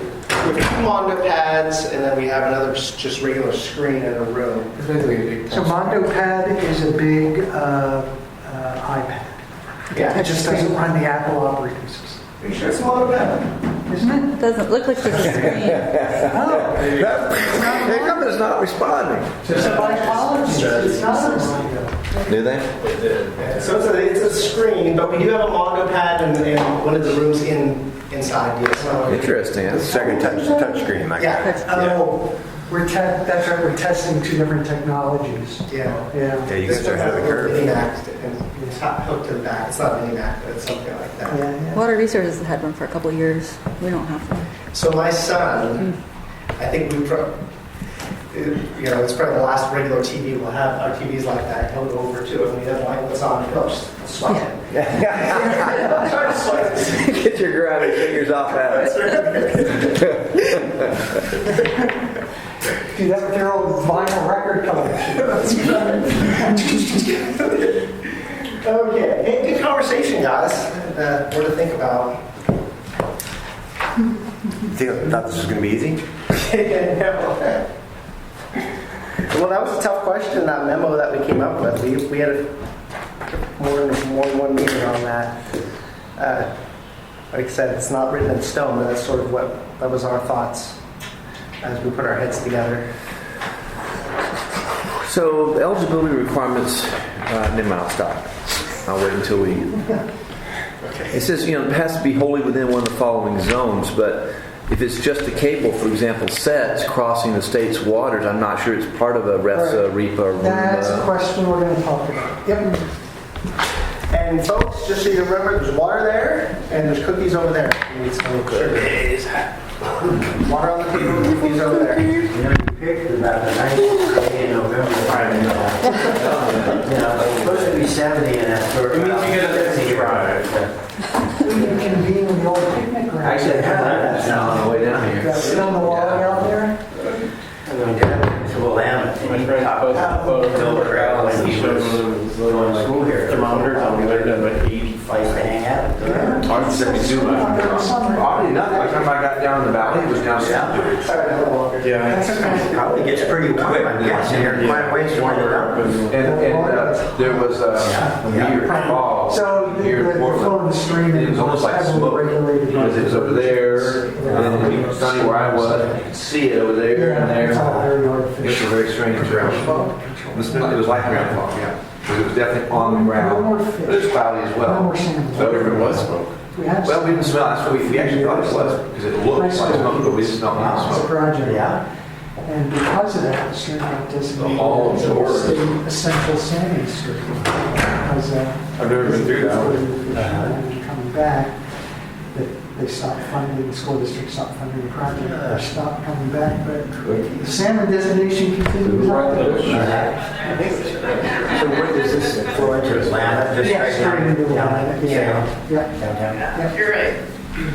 So you're now Have the Yeah, it's not. marine program manager? The sole marine affairs coordinator. Congratulations. It'll still back up pretty high. These bridges really constrict the flow. Paul and I used to have a really nice tag team. He could be a policy thinker, and do like all the rulemaking, keep track of legislative stuff. Whenever he needed it, he would just, My mom and dad. hey, you know this data, I need this map, or I need this or that. And I'm like, sure, no problem, She done. became a teacher, and But he continued now I gotta on be to law like school. doing the legislative stuff, and When am I gonna have time to do this? So is your position going to be filled? East of here, I'm trying to remember the name. Because of lack of money? Okay, sure. She was It's a part of the effect of teacher our. engaged at Easton High School, and she was only like a few years older than Yeah. high school kids. Yeah, the school's still out there. It's, so we had a 30% budget cut that Yeah, happened you this still last have, year as a result of Vacation camp non-compliance up in the national with, forest. yeah, just a little further east. non-point pollution Her control. family, she So we're helping in some Springwater. forces. Sure, yeah, that's right. Yeah, there is that little water. How's your day shaping up tomorrow? We talked about maybe There's a grain. together. Yeah, so I have an appointment. Very quick, yeah. It's one of those, windows we have to be paused from 8 to noon. Yeah. Climate change. So if it got done by 11, I'd be, Okay. but anytime afternoon, I should be available. What is like? Is it lunch hours? I've got a meeting in Portland. I got to be back by. No, I could do that because I'm going to be at home in the morning. So, Just call it like 12. yeah, I mean, the only thing is, like, answer repairman, she shows up late, you know what I mean? Shows you and then. Yeah, but I mean, I could My brother's sister. call your cell. Yeah, yeah. So let's do this. Let's tentatively assume kind of like between the 12 and 1:30 window. And then some big scan. I'm actually going to be back out there next Tuesday, next week for the farm. Just, you know.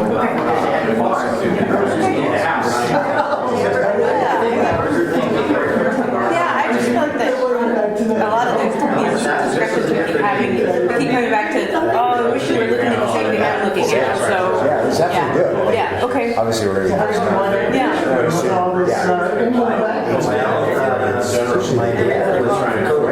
Not my. Yeah, they pretty much do. Yeah. Okay. Well, and like I said, if it doesn't work out, we can postpone until next week. Because next week we're ready for me as well if you're around. Okay.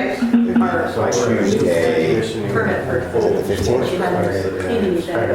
Let's say this. Yeah. So let's see how tomorrow goes. And if it's if not, Why don't you give me your cell just to make sure I have it? it's the same. It's all the same. It all means the same number. Conditional. So it's at 503-475-2999. 475? Yep. 2999. Yeah, we used to. Oregon National Guard. No, And I'll send you a text when I'm free, or if I'm not going to make noon, There was I'll let you know. one comments in opposition, and it was International Guard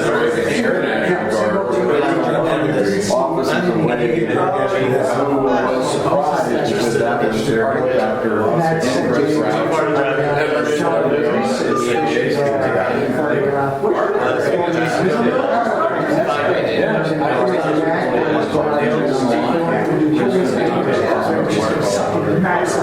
Oh, okay. Yeah, we're doing it. And then Sucking You guys were two colonels couldn't agree. I don't know about that. There are different types of technologies, but it's like a wrinkle in it. And I guess there's science. He's making a walk over there. £5.99 shad roses. For to arrange that is the other name. Although we're having more. Yeah, it's okay, but for me, like usually I rather just like clean up and get on no longer fish work.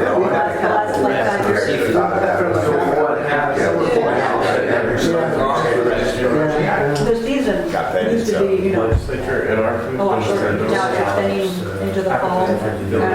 So is that good for revenue or bad for expenses? Good for revenue with the I'm actually hoping to report. I've got meetings tomorrow. And then the seasonal usually are only on for a certain period, so they don't have seasonal. Did you get a pretty good response for tomorrow? Pretty good. Yeah, so like, so Charlie will be there. Derek took us. Our biggest challenge right now is the winter time of race Yeah, maybe not Bud. So Bud, she may report to them. She's on vacation.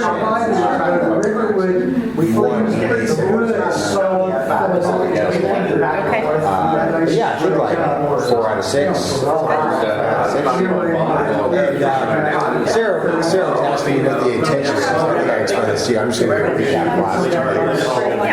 Nothing new, but just kind of give an opportunity to ask questions. No, I think that's good.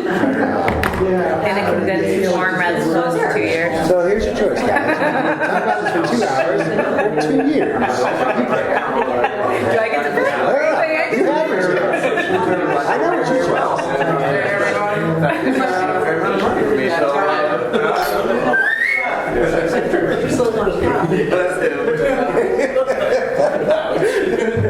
Yeah, that's the guy.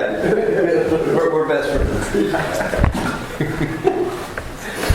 Nice job on whistle there to control us. 15 minutes real quick. Do we have any public comment from the audience today? Awesome. Hopefully I just gave you 15 minutes. Okay, thanks. You owe me like 40. So I'm going to get kicked. Are folks on the phone? Are we back? Walter, Anna, and Charlie. I'm back. Okay, so most of you will remember our last meeting in Newport, a little over a month ago, I think. So we started kind of a line-by-line walkthrough of the draft general permit. I spent a little bit of time talking about why we were presenting you with a general permit and not a general authorization. I'm not going to repeat any of that today unless you absolutely demand it, in the interest of time. So, of course, we did not get as far as certainly I hoped, and I'm guessing as far as you guys had hoped, with the draft rule discussion last month. So, I greatly appreciate all of your attention to detail and interest on this topic. And I also appreciate that you guys probably don't want to spend the rest of your lives doing this. So I'm going to ask that we establish a goal today of resolving, if we can, resolving a couple key issues that I'm going to go over in a minute, and then completing our walkthrough of the draft rule. Ideally, we get some buy-off from you by the end of this session that we're on the right path with some tweaking, a little more working that we can come back with. Hopefully we can get there, but at a minimum, I do want to get your input, your comments on the rule from A to Z. Okay, so what that means is we're all going to need to practice a little bit of discipline and think about it when you're offering a comment. Have I already heard this before? Am I putting a finer point on something that's already been made? Okay, you know what? Let's just let the comment lie. Let's try and keep our discussions to the topic at hand, the rule at hand, and not get too far astray in what ifs, maybe, and what might be unrealistic scenarios. Really, when we come to rulemaking for permits, we're really trying to hit an 80% rule is what we use at DSL. That if we think the language is going to work about 80% of the time, then we've probably done a darn good job with this rule. We're never going to capture or be able to create enough words to make it work absolutely for 100% of the time. So hopefully everybody can agree to that. So with that, what Mike and I thought is, it occurred to us that there are a couple big issues that if we can get your brain power on those first, then that'll make the walkthrough of the remaining part of the rule go much more smoothly, I think. So at least we'll give that a try. So what we want to do is, one point of confirmation first, because it is an important concept for the rule. Last time we talked about the rule being good for being good for 5 years. That is, when it gets authorized to a permit holder, The clock starts ticking. They've got 5 years to get the project in the water and get it back out of the water. The only exception would be is if by the end of the 5 years they've secured an individual permit or full-blown permit to let the device stay and expand it, for example, that would be okay. But otherwise, in and out 5 years. And where is that in here? The general permit specific conditions, number 2. Well, and actually under fees as well, but it's more relevant to what I just said. We're still going to do a walkthrough, Rick, so you'll see where it'll come up a couple of times. But just now, I'm trying to get buy-in on the concept. So we have consensus. Can everybody live with that concept in and out 5 years? Okay, we've already accomplished one big thing today. That's awesome. Thank you. We left, so that's one. So let's see if we can knock off another relatively easy one. Was that a sound? That was the last one. Okay. So we really got wrapped around the axle last time about creating a definition for non-commercial and if the project generates revenue or profit and what's revenue. And I think that's a good example of where we got pretty far away from what's really relevant to the removal fill law and the general permit. So the definition for research and demonstration projects for both of those does incorporate the concept of they have to be non-commercial. And we know that Senate Bill 319 provides us a definition of for commercial. So let me read it again real quick. Commercial, right there at the top. So commercial operation means a project undertaken to generate ocean renewable energy for a purpose other than research and demonstration or personal use, and that has financial profit as a goal. And I think, who's the woman from military department? Joanne kind of put forth the idea last time, maybe we do define non-commercial in the GP and simply kind of make it the reverse of the definition of commercial. And I think that's a good solution. Going back and look at that, it could be as simple as defining non-commercial as there it is, broken. So basically it would be financial profit is not a goal of the project.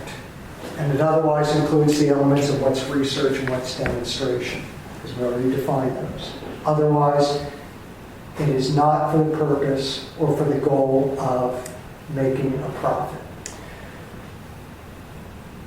To be clear, DSL staff that review applications for permits are not financial experts, they're not financial advisors, they're aquatic resource specialists. We could talk about all day about, how will we know if there's a profit motivation in a project or not? And I don't have a good answer for you on that. I would like to hope that the definition of research and the definition of demonstration are strong enough that we have some assurance that profit is probably not going to be a goal of these sorts of folks that would implement these sorts of projects. So, Kirk, is this wording going to go away? Donald, can I hop in for a second? I think it becomes complicated, though, when you, for instance, when you look through the lens of what might be happening off of Rylea, which is not necessarily for profit, but as I understand it, the net zero, and there are all sorts of other motivations there that resilience and such, but that could end up being down the road, if it ever happens, something that looks and talks and walks like a commercial project with impacts on other players in the environment, but is not actually done for profit per se. And then I would just fear that a project that's a substantial project ought to be treated like any other commercial project because of the impacts on the environment, the duration of the project, and the impacts on other industries. Yes, so, and we Good point, and we should remember these are projects that are in and out of the water in a 5-year period. That's it, they're done. Right. So profit as a goal is going to be pretty dang challenging for a project that's of such short limited duration anyhow. But Jason, you had a card up first, then we'll go to Scott. I wanted to answer that. I understand where he's coming from. I don't think that's a problem because the companies that would actually be installing a project in response to the National Guard's desire to have, to meet their net zero energy goal, is not doing it out of kindness. They're going to sell the power to the National Guard, and so that would be a commercial project, and there's probably not a concern here. We are talking about demonstration projects for 5 years or less, so I'm not too concerned about that. Yeah, the other would be a completely separate category. Yeah, that would be a commercial project. Okay. I'm satisfied with those follow-ups. That sounds good. Scott.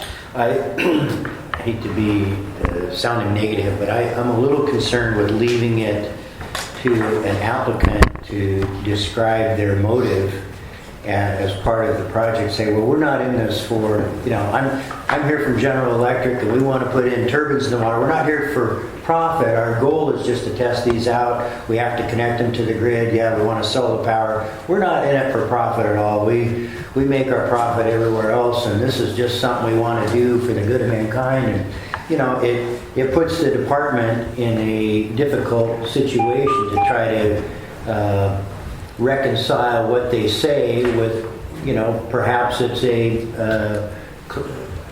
how do we know that that's what they're saying is legit? So it's a fair question, Scott. It's a challenge we have all the time as a regulator. We're reviewing an application. How do I know for a fact that anything they're telling me in this application is really the truth? I guess the ultimate backstop answer to that question is any falsification of information in an application is a violation of state law. So if we were to permit this project and Scott, you come forward and say, you know what, I've got evidence now that shows that there is profit here. If we can support that, their permit's done, they're in. Yeah. Well, and they're out of the water. Sure, but part of this we're talking about the motives, and that's real subjective. A simpler standard, from my perspective, would be if it sells power, it's commercial. If it doesn't sell power, you look at an academic institution that is testing something, and they're not selling. Maybe they're required to give it away. If they need to hook it to the grid, they give the power away. But we know pretty clearly that's a non-commercial project. But you take General Electric and they're hooked up and they're selling their power, and how do you say, gee, that their motive isn't profit? When we get General Electric in the state, I propose to take this up. But in the meantime, if someone from General Electric knew about a 5-year demonstration project with a profit motive, they would no longer be at General Electric because you can't possibly pay it back. I agree that the return is not here. And that's why profit, to me, is a terrible word to use in here to make a commercial venture, because you could have a commercial venture that never ever shows profit. I think that's pretty likely in a lot of these. The trouble is this, Scott's phrase of no power not being sold gets it into a complication with FERC, the burden exception. There are a whole host of complication factors that I would just soon not have DSL in the middle of.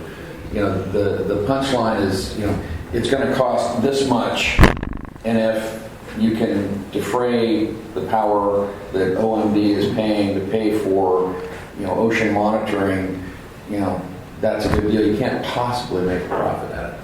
Agree. I don't disagree with the fact that But not being able to be paid for power, one of the reasons that you might want to do it is to demonstrate reliability into the grid, and that would be a research outcome. And if you're connected to the grid and you're providing power behind the meter, or connecting into the grid, it's far more complicated than not getting paid for the power. It gets very complicated. So we have an administrative challenge, and that is Senate Bill 319 has already established as a threshold for what constitutes commercial as for profit motive. So we're 319's put us in a little bit of a box here if we are going to define non-commercial. It's in 85 too, correct? The commercial operator definition. In 85? Yeah. Means any person undertaking a project having financial profit as a goal. Not that could be changed. So, yeah, it could be changed, but if it's an 85 for individual permits, then... Yeah. So I'll pull the lawyer hat on you guys here. So definition of the statute says commercial operation means a project undertaken to generate ocean renewable energy. That's not controversial. That's the easy part. For a purpose other than research, demonstration, or personal use, and that has financial profit as a goal. So even if you have profit as a goal, if the original purpose is research, demonstration, or personal use, then it does not meet the definition of commercial operation. Pretty clear. That was in 319? That's the language in 319. So again, commercial operation means a project undertaken to generate ocean renewable energy. That's the easy part.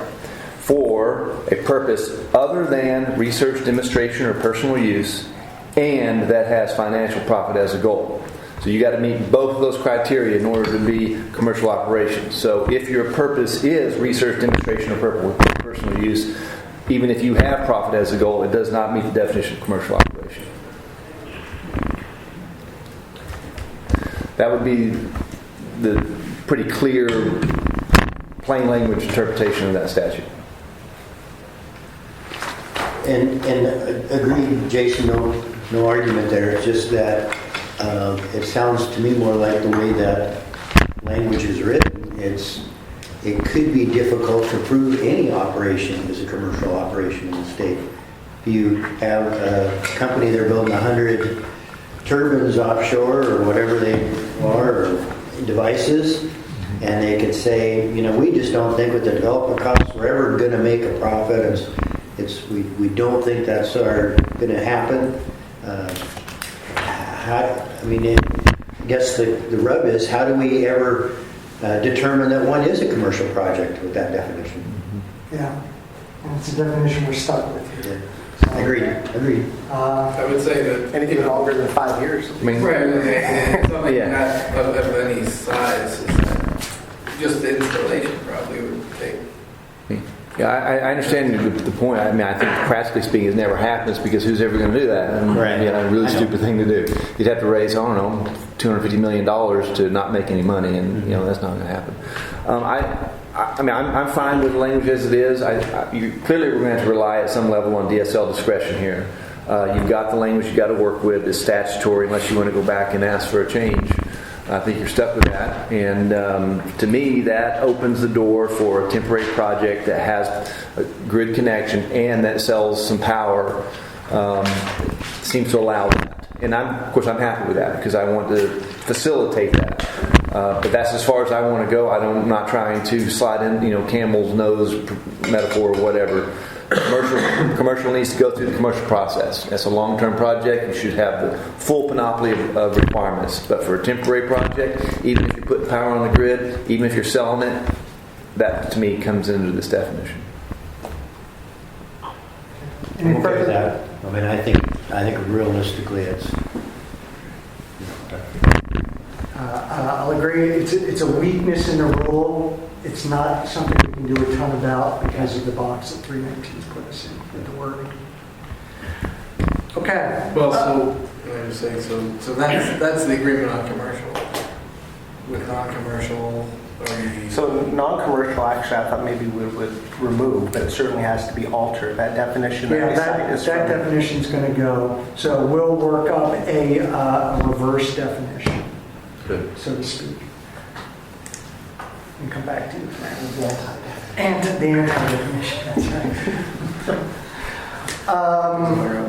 Means that use is not. So the two other big issues to discuss that I think again will simplify or walk through the balance of the rule are the authorized activity footprint and what to do about cables, which is a discussion we started just before the break. So I'm afraid to jump right into cables, so let's talk about authorized activity. The low-hanging fruit. That's right, low-hanging fruit. That's what you say now. Authorized activity footprint, and that is, if you are looking at the draft rule, it's on the middle of page 3. It says authorized activities. I'll just go ahead and read it. Right now the proposal is general permit authorizes the placement and removal of facilities for the purpose of research and straight in an amount not to exceed 0.5 acres footprint per project. Footprint includes anchors and other equipment affixed to the seed bed. It goes on to say footprint does not include equipment floating on the ocean surface, or cables, pipes, or conduit extending to the ocean shore. Let's not talk about that last phrase. We'll pick up that last phrase when we talk about cables more broadly. So the point of every general permit the DSL adopts has this authorized activities paragraph. And I think in every case, we establish some measurable maximum threshold to get at project size. Because we want to provide some sideboards to make sure that we don't get projects that really spin outside of that realm of predictable effects and outcomes. So typically at DSL we do that in one of two ways. We limit the project size by number of cubic yards or by footprint in the regulated water body. So in this case, cubic yards, I struggled to come up with any sort of meaningful cubic yard maximum count. I just didn't know how to really approach it. So between Mike and I, we thought, well, traditionally for the removal fill law, what we're focused on is that interface between the constructed project and the bed and banks of the waterway. That point of connection is, by and large, our focused area of interest and what the ecological effects are, right, by that. So thinking about ocean energy projects based on the presentation that Jason gave us a couple meetings ago and a little bit of our own research, it seemed like if we were looking at, for these sort of devices, what's affixed to the ocean bottom, it didn't seem like, maybe Camp Riley aside, because I don't entirely understand that project yet, or the technology of that project. And if we're talking about anchors for an otherwise floating device, then that's really the removal fill activity is that anchor. In which case, half an acre seems already extremely generous. What I wasn't clear about, if we're going to have an ocean energy device that's affixed to the ocean floor, so I don't know what you call it, the flapper type device, that's the sort of thing that DSL would consider and view as footprint, would be the entirety of that flapper device, in which case is half an acre enough. So I'm going to stop right there and start getting some thoughts on that. And while we do that, everybody, I don't know if everybody saw Delia's comments from last month. And if you need a copy, I'll just hand them out, because she speaks to this issue. What did Scott and I agree to recommend here down in Newport? 53 acres, but that is for sort of the floating footprint for It wasn't in acres, it was. No, I'm sorry, but for me it was. It was a quarter nautical mile by a quarter nautical mile, I think. Right. Yes. but that was for the floating footprint. He's talking about actual surface ground impact on the seafloor. The seabed. What touches the seabed? What connects with the seabed? But the footprint on the floor is greater than the surface expression. And, if you've got a 6-to-1 scope for conservatism, I mean, we're talking here 0.00589, 0.589 square nautical miles in a half an acre. I don't know how you install something with an adequate conservative mooring, because we don't want the darn thing to carry away. I mean, so the math is, 100. If the depth is 100 meters, and you've got a 6-to-1 scope, that's a 600. So the anchor's out here, 600 meters from the center, and that's in 100 meters. That's a 1 kilometer, a kilometer diameter circle. And what we don't want to do is constrain someone from using a properly designed anchor and mooring, because then it ends up on the beach. So where did 0.5 acre come from? That was my question. Just, again, what we looked at were anchoring devices based on some Remember, the quotations. anchor footprint on the floor is here. Yeah. The device is up here, and it's got this little bitty thing called a watch circle. And the watch circle is much more. I mean, the watch circle might be that might be okay, but the spread of the goal is a single point more. The goal is a single point more. Okay. But at this point, Justin, how big was your anchor footprint? I'd have to look it up. It's probably exceeded half the footprint, so like 3 anchors above. I don't know off the top of my head. But he's not talking, that would be the 3 points, the actual acreage, the square footage of each anchor. Oh, each anchor. Yes. Yeah, Is that I what was that wondering means? if we were talking about the same thing here. But this says per project. Right, for the project. Right. So each anchors per project cumulatively would be allowed to 0.5 acre impact. So a half acre of coverage by the anchors, not how far apart they are. Not the footprint of the array. Obviously, we need to clarify. As a service to the committee, I'll talk with Boston, and we'll do a calculation of the contact area for a notional moor, just to make sure, because I've got them under contract for something else, but my first reaction is danger, Will Robinson. Where'd this come from? But I'd be happy. God we trust. All those bring data. I'll bring from the nasal artichokes what they think. Excuse me, naval architects. So let me ask this. So right now we're talking about anchors, right? So that interface of the anchor with the seabed is the measured acreage. Or it could be like the M3 project, the footprint of the device. So that's where I was headed, right. So if the device is attached to the seafloor, it's not floating, it's attached to the seafloor, then in that case the intention is that would also have to meet that bigger threshold. And is that the right number? Well, M3 Can I? 20 by 10? Yeah, not even. I mean, I think it's about 8 feet wide by 20 feet long, something like that. So it's some background. So this document is going to be Division 93 additions. Everything here is new. Okay. So the first question I had was the same as Rick was. The only thing I have circled with a question mark next to, which is 0.5 acres. Where did that come from? It's somewhat arbitrary. Is it actually far off what a viable footprint would be? I don't know. It's probably fine, but there's nothing sacred about that. I just want to make sure we're starting from the same point.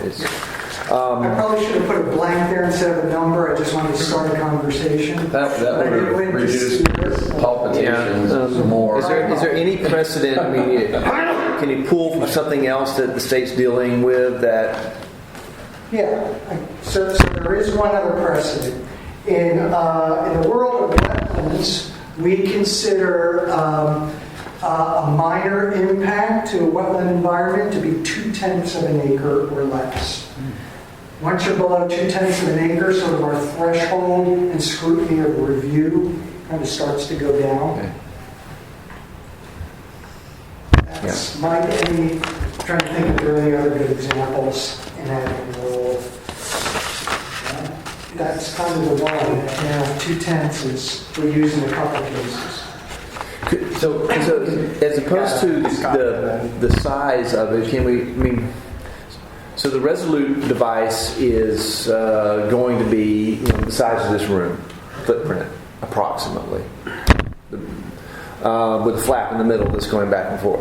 Okay. So you can put a lot of those in 5.5 acre. Yeah. Maybe too many.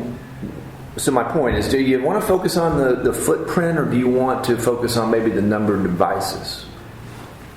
That's another way to cook it.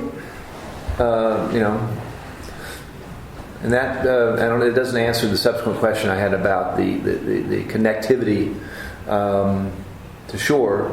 In the case of a Resolute, they got 2 hoses coming to shore. Is that right, Rick? Two per device. Yeah, so there's a total of 6 because you have to have a hose to take the remixed water back out. Back out, yeah, in this case. But that wouldn't normally be the case, but in this demonstration project it would be.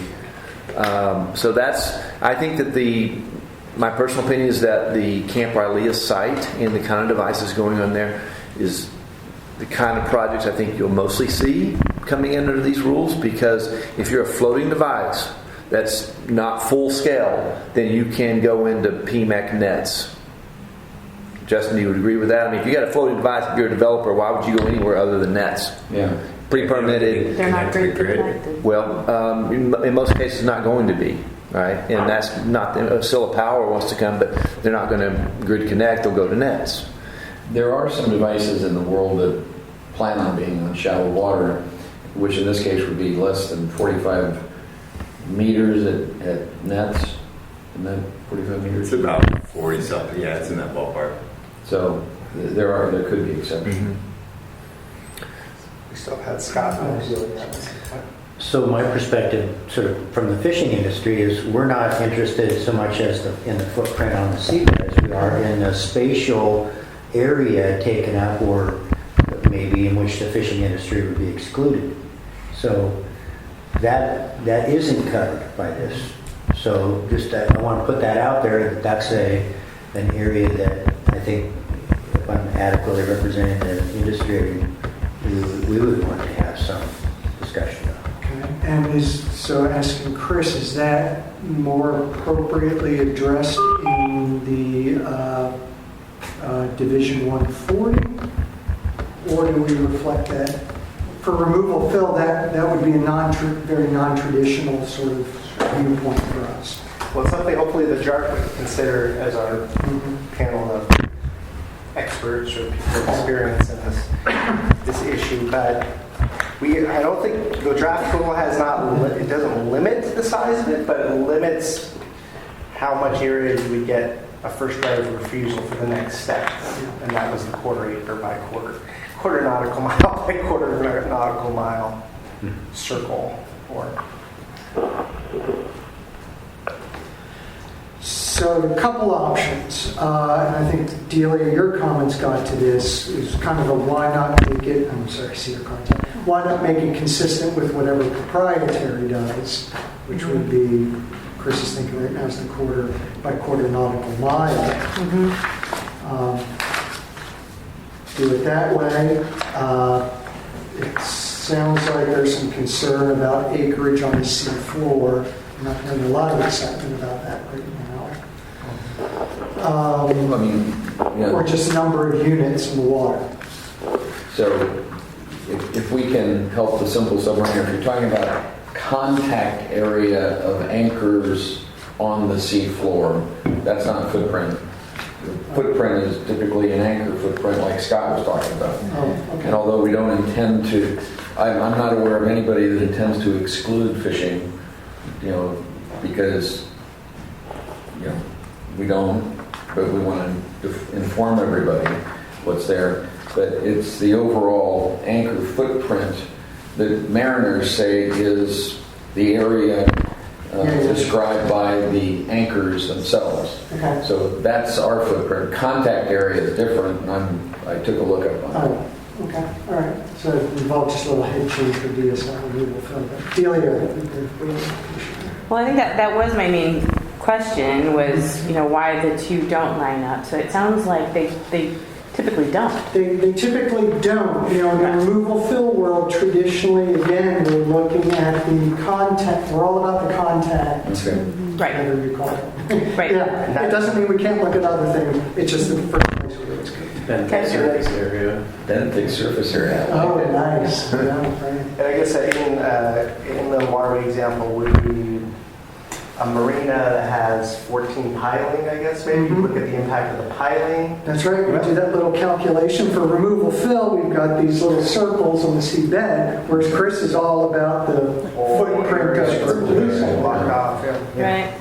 Well, I guess I would say that Scott's concerns from a fishing industry perspective are the same types of concerns that can translate into resource management concerns. You say are or aren't? Are. They can be, So if you have, a de facto closure, then that can translate to resource management concerns as well. So, so that's why I was making the point in my comments that what we don't want to do is something that fits within the half acre could be really spread out, and then you have a much broader conflict with other ocean users and possibly resources as well. So I guess we would, just talking from with my managers, we would be more comfortable with a spatial area that was designated for this demonstration. 5 years in and out, they get the half square nautical mile, whatever they agree to, and that's their space. And that would apply to whether it's a floating device that's anchored or a device that's affixed to the seafloor. Correct, because they just have that cubic area. Yeah. Which doesn't include cable. Right. We're not talking about that yet. Would it make sense then to have an area of impact, so contact with the benthic surface, as well as a maximum quarter of a mile by quarter of a mile? I guess based on what I'm hearing, the contact footprint doesn't really address anybody's concern real well. It's this broader concept of footprint that seems to speak to all of your concerns better. Is that true? I'll answer that, even though my time's not up. But so, in the projects that we've looked at so far, the density of how many things you can cram into that spatial area, it might affect how we respond, how we work together on the JART, but that would be something that I think could be sorted out in terms of our recommendations on a case-by-case basis. I don't see that as something that we would need to prescribe ahead of time. Let's see. So we should let folks on the phone know that Joanne Matson is entered the room.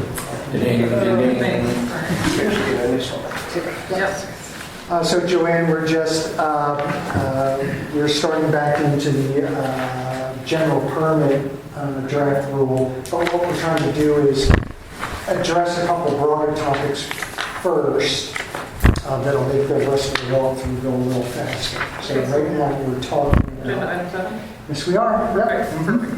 Okay. Okay, and so we're talking about authorized activities and footprint, authorized footprint. And it sounds like we've got an evolving consensus here that what we really want to limit is the way that Rick has described footprint. We'll have to come up with a better word because that'll confuse our removal fill staff because they're going to think of footprint very differently. So maybe that could be project boundary. That's how I've seen it. That's how I've seen it defined. Yeah. Okay. I think we'll need, if we use project boundary, we'll need to have a definition of what exactly a project boundary means. Can that be defined? We just permit? authorize the area. Yeah, authorized, yeah. Authorized it. Authorized, whatever's authorized by the permit. We could do whatever's authorized by the Division 140 authorization up to whatever your limit was. And that limit, and I guess you could have projects that are going to, you will have some projects that are bigger, but they wouldn't be part of your general permit. Yeah, right. And the same thing if you're doing this prior to getting an ocean energy facility lease, you might want, for some reason, to have a project that's bigger than that. But the first right to apply, as we've drafted it so far, only applies to that square nautical, quarter nautical mile by quarter nautical mile. Quarter by quarter square? Okay. No. 53 acres for us land lovers. And how big was the OPT's project? Their original authorization was 33 acres. Is that for, do you remember, what was that For for? one. How many devices? For one device? Oh, I thought that was for the 10. No, their authorization was for one deployment of one device, but I think they had plans to put 10 in that 33 acres. That's what I recall as well, So based the- on so the first FERC right, license. the first right. Yeah, that's what I'm getting at. It's like First right to apply was 33 on the- Equation, yeah. I think Yeah. the FERC license quoted 33 acres as well, Yeah. which was And for were they 10. using acres the way we're discussing it, so like surface acres almost? Yep. So in this, if we went this way, there wouldn't be a maximum allowed surface disturbance on the seafloor then, because they hypothetically could be unlikely, given the technology that's out there, but 50 acres large on the bottom. Yeah, And the still whole be thing. 5-year projects. It's like a- It's just a temporary project. We'll take it out, I promise. It's only 50 A bond? What? Trust me. But that's where you were going with the, That's where we bottom started. contact. What I'm hearing now is we're looking at basically now the ocean surface, if you will, Right. with a quarter by quarter. Yeah, I mean, I would want it to be phrased such that it's clear that we're talking about that same boundary on the seafloor. There was one example with Principal Power where they talked with the fishermen about their expression at the sea surface, and some members of the stakeholder group didn't understand that the mooring lines were going to extend that footprint on the seafloor. So we would want to avoid that and make sure that the language is talking about like a cylinder. Yeah, like this is, yeah, right. So, Mike, are you tracking that? Because we'll need to think that through a bit and turn it into plain English. But okay, at least I get the concept now. Okay. All right. Quarter by quarter on the surface Yeah. and the corresponding quarter by quarter on the seabed. Something like that. Yeah.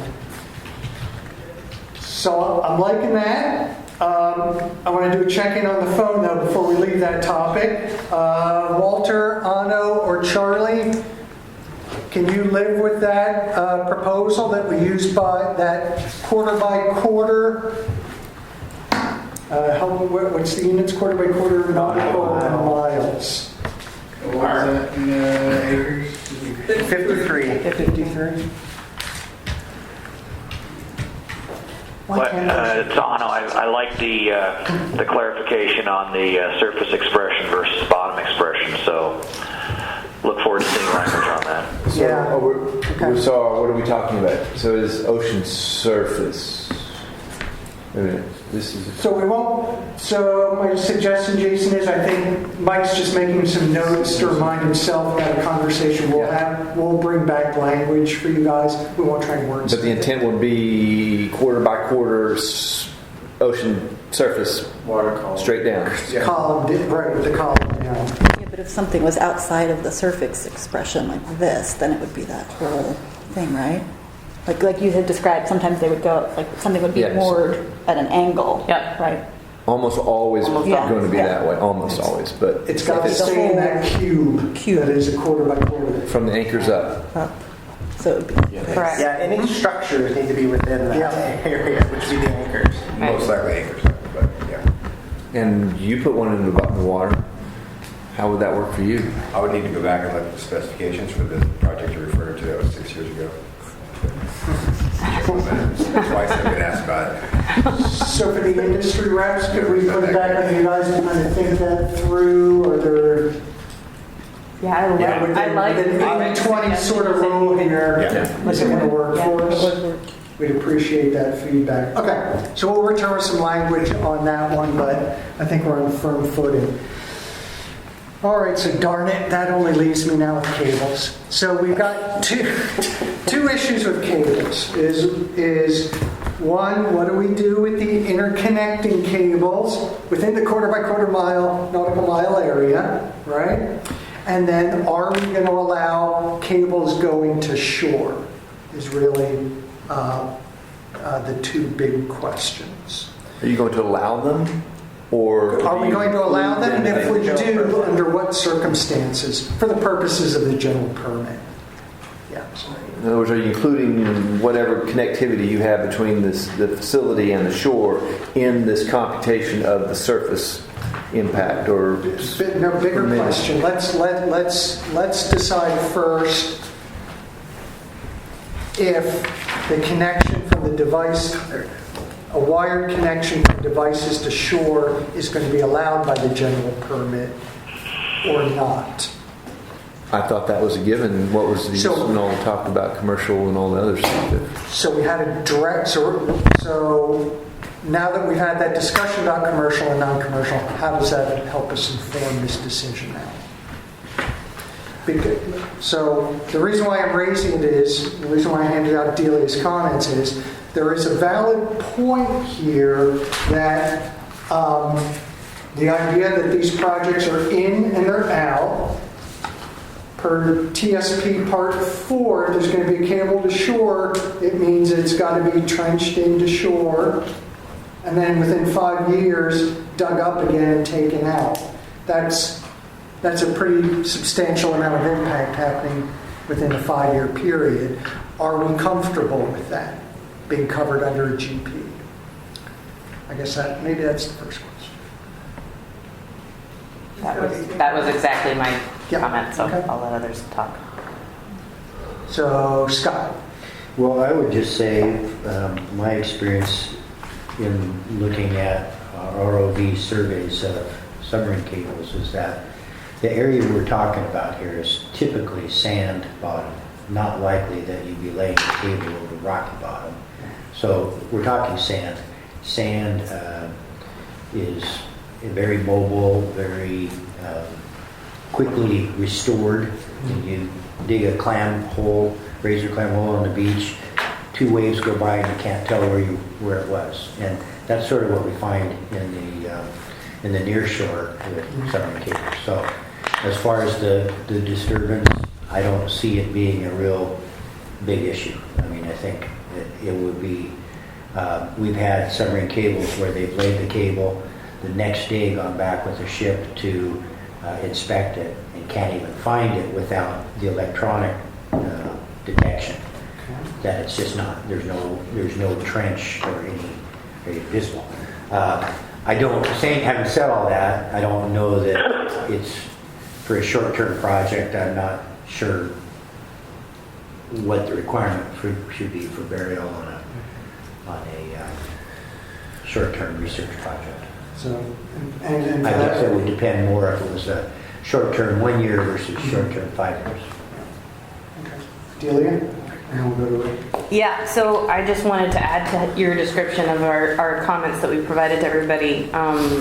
So our thought was that would be a lot of disturbance crammed into a short period of time. Also, probably a huge expense to the developer.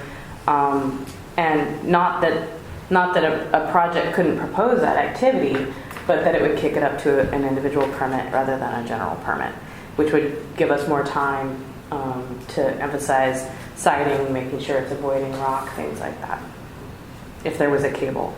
And then we also suggested, if anybody hasn't had a chance to review the comments that we sent out, that under the GP there might be other methods to cable or collect those data, but it wouldn't include installing a new cable and then removing it within that 5-year period for a general permit.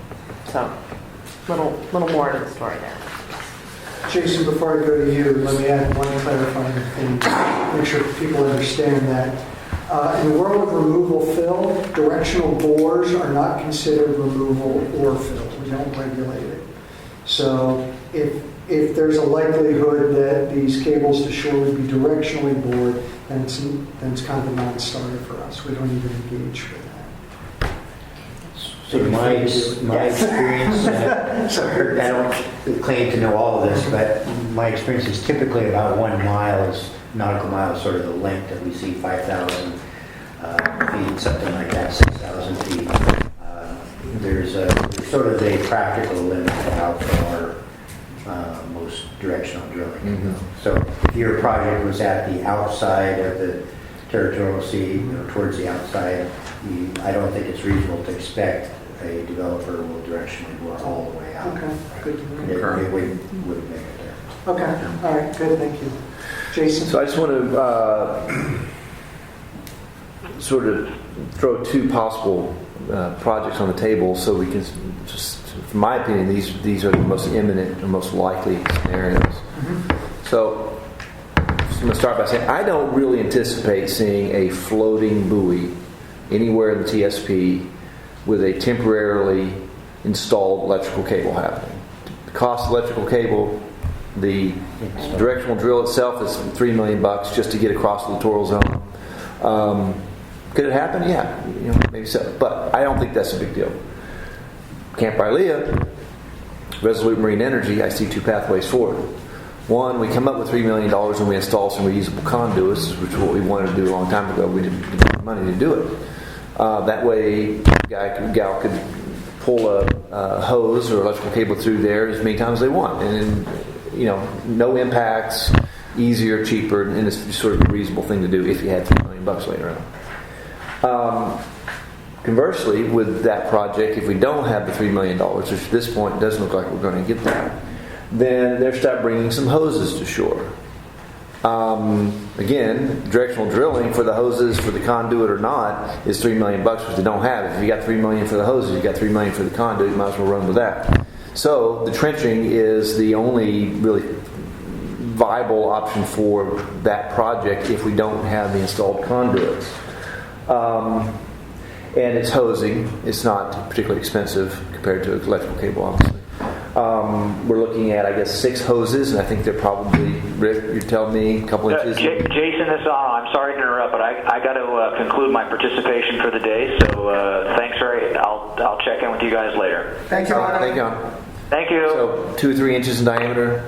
So and presumably they'll try to be bundled when you're bringing them to shore. If you had to bring them to shore, put them in the same trench. One or two trenches. Okay. So that to me is a likely scenario. And to me, it seems like if the trenching process, especially for where his project would be, which is less than a mile from shore, I believe it's basically the same location where M3 put their device in the water. So you're talking about a couple hundred yards inland, over the berm, and then less than a mile to get to the site.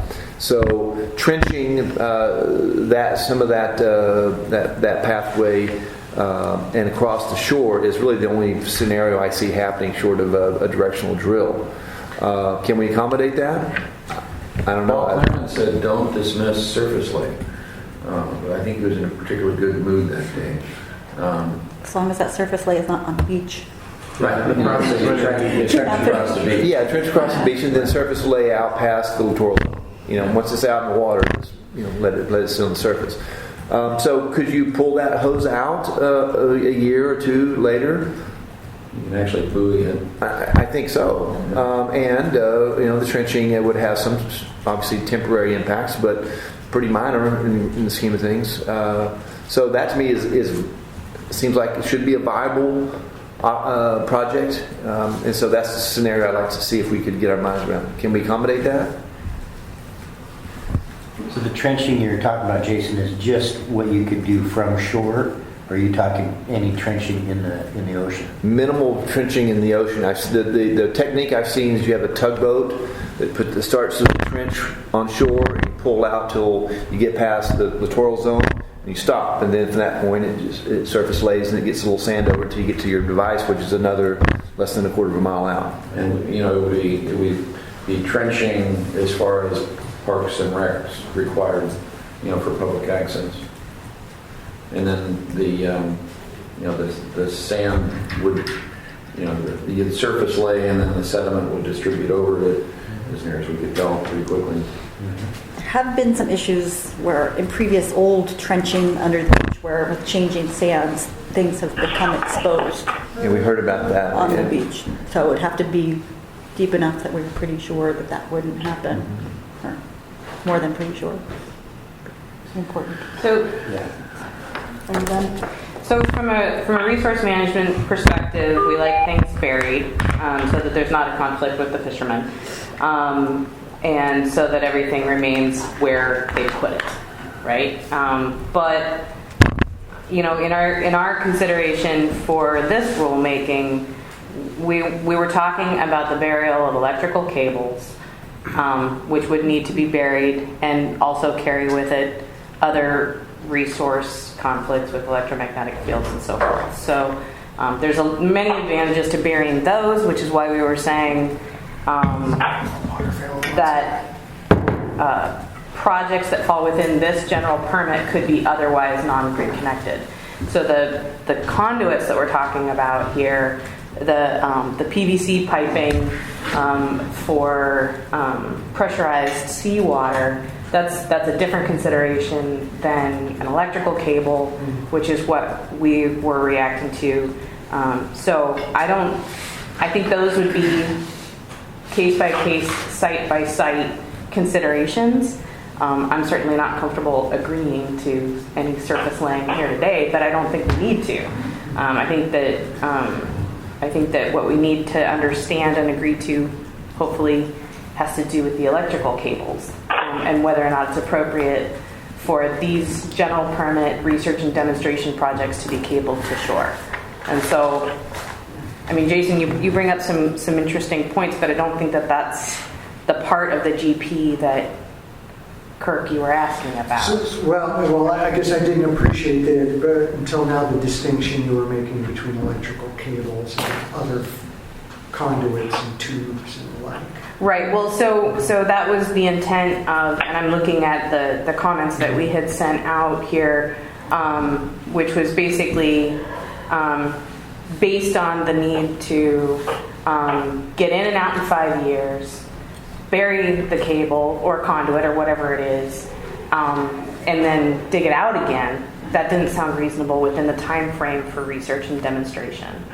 And so then we were saying, if that's what you want to do, if I want to put in a research or demonstration project and I want a cable for it, then I can connect to a different cable. I can go through a conduit that's already been permit and authorized and installed. I can test at one of the testing centers, or I can be otherwise non-grid connected, right? Which just means that I'm not using an electrical cable. I'm not interested in an electrical cable. I'm interested in pressurized seawater or something. So that gets reviewed. So there's still some flexibility in the GP for research and demonstration projects if that's what I want to do, but not necessarily for an electrical cable, which would need to be buried and removed within 5 years. That was the part that we were saying doesn't seem reasonable. So to coin a phrase, if you remember that TV show, new input. I just listened to Dr. Ann Bull from Bohm, who delivered a presentation on their extensive electromagnetic force study. And the Bureau of Ocean Energy Management, in their official presentation, says that given the results of their research, burial of AC and DC cables is no longer considered required or indicated based on EMF. So, while we may want to continue to do that for other reasons, for the demonstration project, I think I'm prepared to agree with part of what Delia said, is that again, based on this research by Boehm, which carries pretty high credibility, and for the purpose of a demonstration project in the territorial sea, it may be reasonable to allow surface lay of the cable for the demonstration, because that as an alternative to the disruption to trench and the disruption to unbury is preferable. And with the sediment transport, you start with the surface lay and they end up buried pretty soon. So I think we need to keep an open mind to that. Because why would anybody do a project and not want to, I mean, if the purpose of the research is to demonstrate that your wave energy converter can convert wave energy and supply it to the grid, you can't do that without connecting an electrical cable to the grid. So, Charlie or Walter, can one of you guys mute your phone? We hear a lot of maybe dishes being stacked in the background. Thank you. Right, so I want to go back to this idea of cables, pipes, and conduits being treated the same, and I think your aha moment that not all of these are the same is appropriate. So I think we do need to look at this general specific permit conditions, item number 5, that says any cables, pipes, conduits must be placed consistent with Part 4 of the TSP. I think we should review and maybe not require that for this general permit, at least for the pipes and other conduits. Because I do think that there is a case for laying pipes that are transferring water on the surface of the seafloor potentially. I think part of the issue with cables, when we think about cables being placed consistent, was one, the risk to the interruption of cables as well as the risk to the fishing industry. Obviously, having pipes or conduits on the seafloor may still have risks to the fishing industry or others from a gear entanglement perspective. But from a risk of interruption to or risk of being met to other organisms, I don't think that's as great, especially from these demonstration level projects that we're talking about. So I think that number 5 needs to be teased apart. Maybe you handle pipes, conduits separately and your general permit rules, and then cables.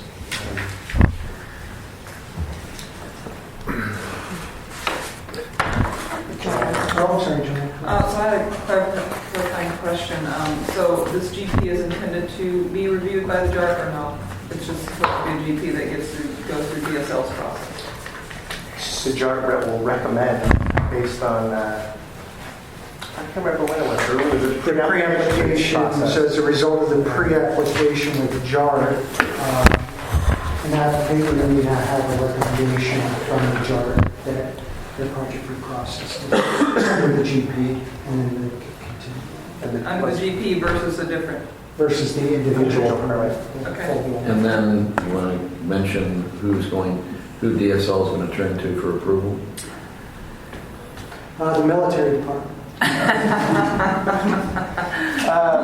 Probably not for the general permit, but we talked about for. Well, do you want me to rewind the whole way back to? When would the land board be involved? For ocean energy facility leases. So not this. Not this. This is administrative. Although they would need one for the cable currently. They do. They would have to review the cable. So currently easements for cables coming across the territorial sea go to the land board for review and approval. In conjunction with authorizing the cables as part of the authorized area under an ocean energy facility, a lease, we thought it was appropriate in this draft and in this memo we provided earlier for those also to go to the land board for review and approval. But thought that cables associated with temporary use authorizations could be authorized administratively by the department. Okay. So if you leave this issue in here about the cables, this GP has to go to the land board. No. You're saying it doesn't. Okay. No, decisions are to issue general permit or then administrative. Okay, Um, that's the one I need to clarify. Delia, go to Jason. Micah, sorry. So I appreciate, Andy, your point, but I just wanted to clarify that our thought was that cables, pipes, and other conduits consistent with Part 4 would then be reviewed and could be treated on a case-by-case basis. Not that we need to necessarily prescribe here a different treatment for a conduit versus a cable, but that they would be addressed on a case-by-case basis. So I'm comfortable with the language. I would prefer to stay with the language. Well, I just want to make the clarification point that Part 4 of the Territorial Sea is explicitly for telecommunications cables, right? So pipes and conduits do not have a Part 4 requirement currently. I don't believe. So those would be handled through some other kind of laws. So- Other utilities. I assumed that at least the other utilities was gas pipelines and electricity cables. Right, so I don't know that would cover water. Yeah.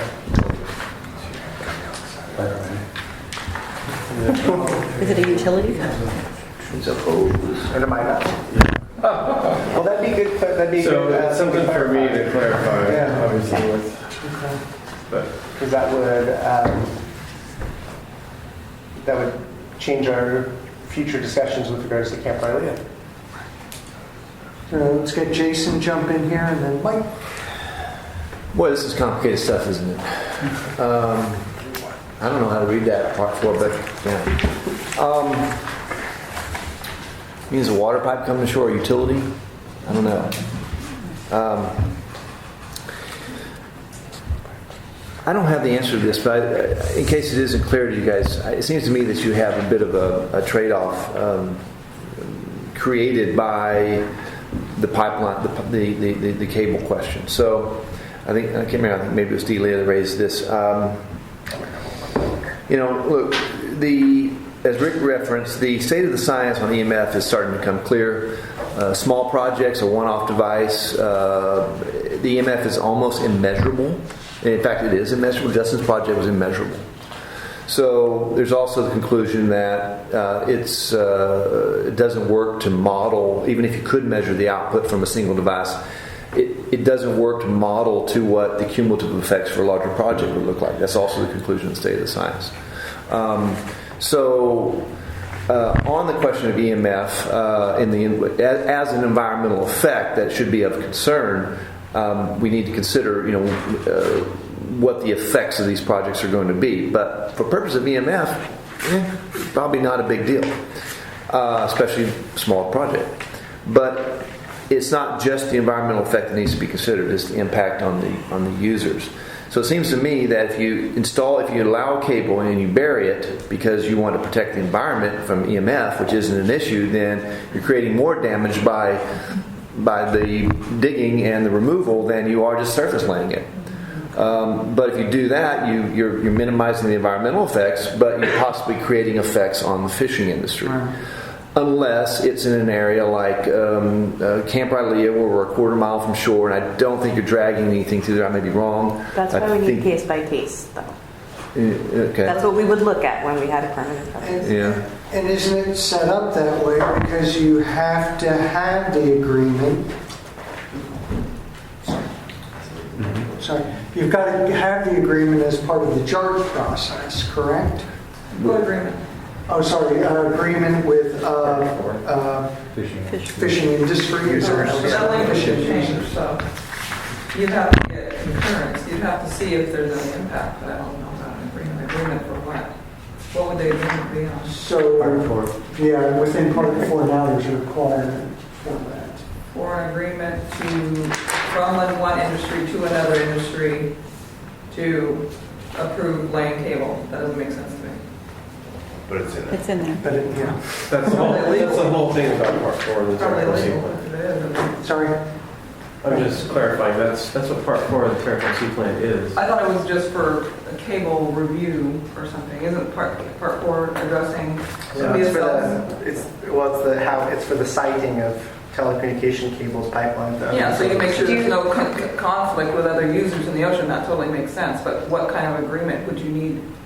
there's an agreement you need with other users like surfers or yacht people going by, or what kind of agreement would you need? It's a multi-use, the ocean's a multi-use function, just like a highway. You don't need an agreement from trucking company for your POV to go on the highway. Right. So I don't understand that. But we can, It's like exclusionary zoning or something. I don't get it. and we can back, I don't know if we want to back the truck up that far right now. We did talk about this earlier, but what, or do we? I don't know what I missed. Maybe next time. Yeah. Sorry, I didn't understand the term Because we did Yeah, pretty robust yeah, I was saying, discussion on that. yeah. After the close of the meeting, if you two can Sure. connect on that, You bet. that'd be awesome.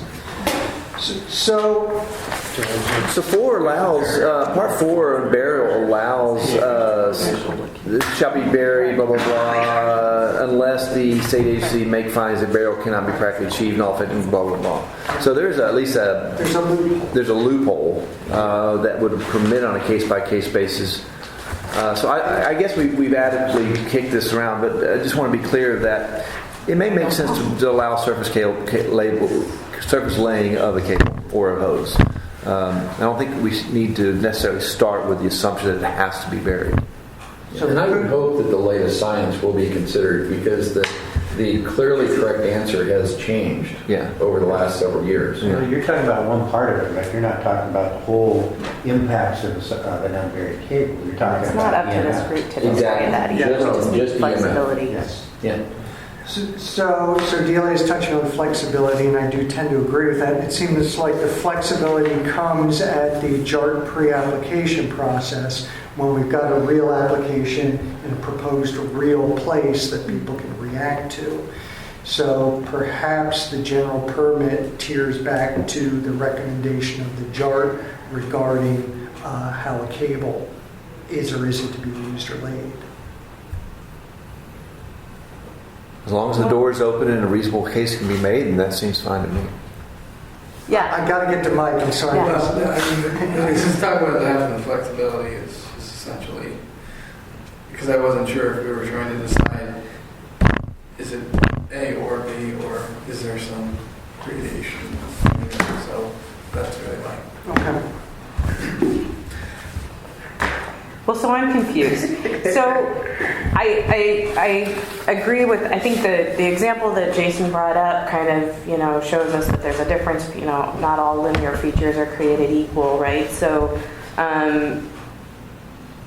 but would the GP allow an electrical cable which would need to be buried? I mean, are we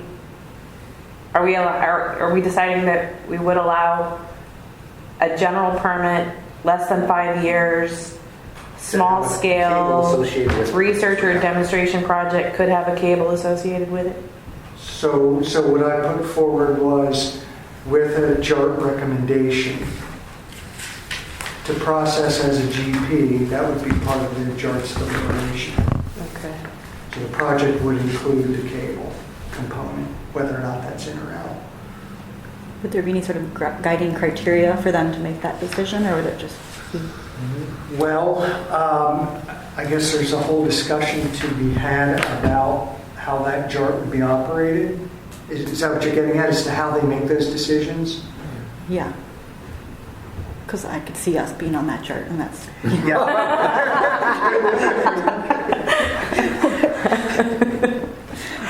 What guidance would there Well, I be think for that, you look at the general policies and provisions of individual what goes permit into- versus general Yes, permit? Yeah. Yes, which I think there's already You guys already have. this is a specific general permit, but didn't we go over the general policies and provisions? of By general permit? statute, By statute. right, yeah. That gives you the broadest of sideboards. I don't know that that'll be adequate. That would be adequate for the JART to really fully deliberate on it.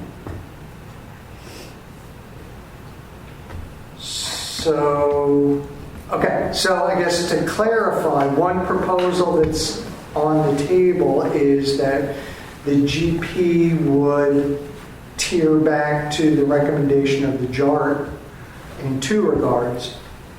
One, as an eligibility criterion, the JART would have to say, yes, this is suitable for the GP, so we need to see that statement. And then we need to see a second statement that if a cable is proposed, what is the JART's recommendation regarding how that cable is managed, if you will. And briefly, without derailing us too much, what would be the possible outcomes of that second question? So you just simply what happens then? Okay, so the JART could recommend that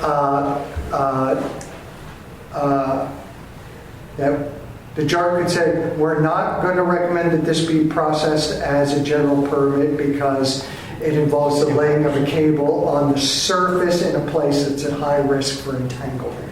I just made that up. Okay, it's dead in the water's a GP. It's gone as an IP. Let's talk about the converse of that. Could it be that the JART recommendation is to process it as a GP? Good, okay.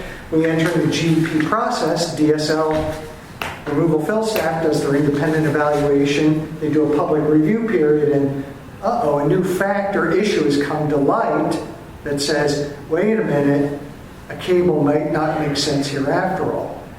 We still have the discretion, I think, to say, even though the JART's recommended it for GP, in light of this new information or this new analysis, we're going to elevate it to an IP. Now we get to the answer that I want. Well, and what's the third? That's two approaches. Okay. So the third one is, no, we're going to allow this, and we're going to. So the third one, okay, so let me see if I get all the scenarios here. The third one is they recommend and we proceed and we issue under a GP. That should be 80% of the time at least. Are you looking for the opposite? Yeah, The JART doesn't recommend it, but the applicant. No, I know. I want to see what happens. Your JART says DSL says yeah. Yep. And so you're going to authorize, theoretically, a cable, water or electric, buried or unburied, directionally drilled or trenched to a connection on shore for a project under a certain size and duration. That's a proposal on the table. In a site-specific case. On a site-by-site basis. The kind of things that Billy would say.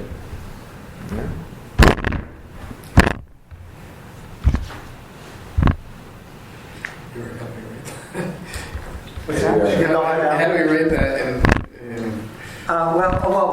The GP doesn't lay out all those scenarios. I think the point is that the recommendation from the JART is going to have two components. From an industry perspective, I have no qualms with that. Look, if the project has too many impacts, whether environmental or on users, it shouldn't proceed as a general permit. It ain't rocket science. All I want to do is try to create as maximum amount of flexibility in this process so that the right project gets to move forward with maximum efficiency and ease. Right? And I guess the GP is another tool, but if the project gets complex, I mean, IP actually gives you more flexibility to do things, and be creative and mitigate if you need to, and all that. It just costs you some more time. But I'm not in personal perspective, I'm not sure the time saved by the GP in the long run is really going to be significant. I think if you want a cable, then we kind of owe it to the resources to give it the time and do a proper evaluation. I think if you want a cable, it's more appropriate for an IP. Scott? Question about the JART makeup. I know in statute there's a number of agencies that are on JART, but isn't there an option to put a stakeholder slot on JART? And if so, who determines that when that gets filled, or who fills it, or is it an appointment from the director, or? I think the answer is yes. You have the flexibility to put effective stakeholders on the JART, and DSL staff get to make that call and appoint members to the JART. Yep. We're the ones charged with convening the joint agency review team. Let's see, and the members that will always be invited. We can't force anybody. We can't subpoena people, or what's it called when you're a juror and you can't sequester or whatever. We can't force people out, but we always invite comes to mind, yeah. a number of state agencies. some of which are in the room, federal agencies as invited with regulatory or planning authority applicable, local jurisdictions, including representatives from affected cities, counties, and their affected communities, affected port districts, and then there's another one, statewide and local organizations and advisory committees as invited to participate in the JART application of specific standards, including but not limited to addressing areas important to fisheries, ecological resources, recreation, and visual impacts in federally recognized coastal tribes in Oregon. So it's left with some flexibility. Sorry. No, you go ahead. Sorry. So before I get to Scott. Oh, that was my question. Oh, okay. Sorry. So I'm hearing from most folks some general comfort pending seeing further language about relying on a JART recommendation with significant concern raised by Delia.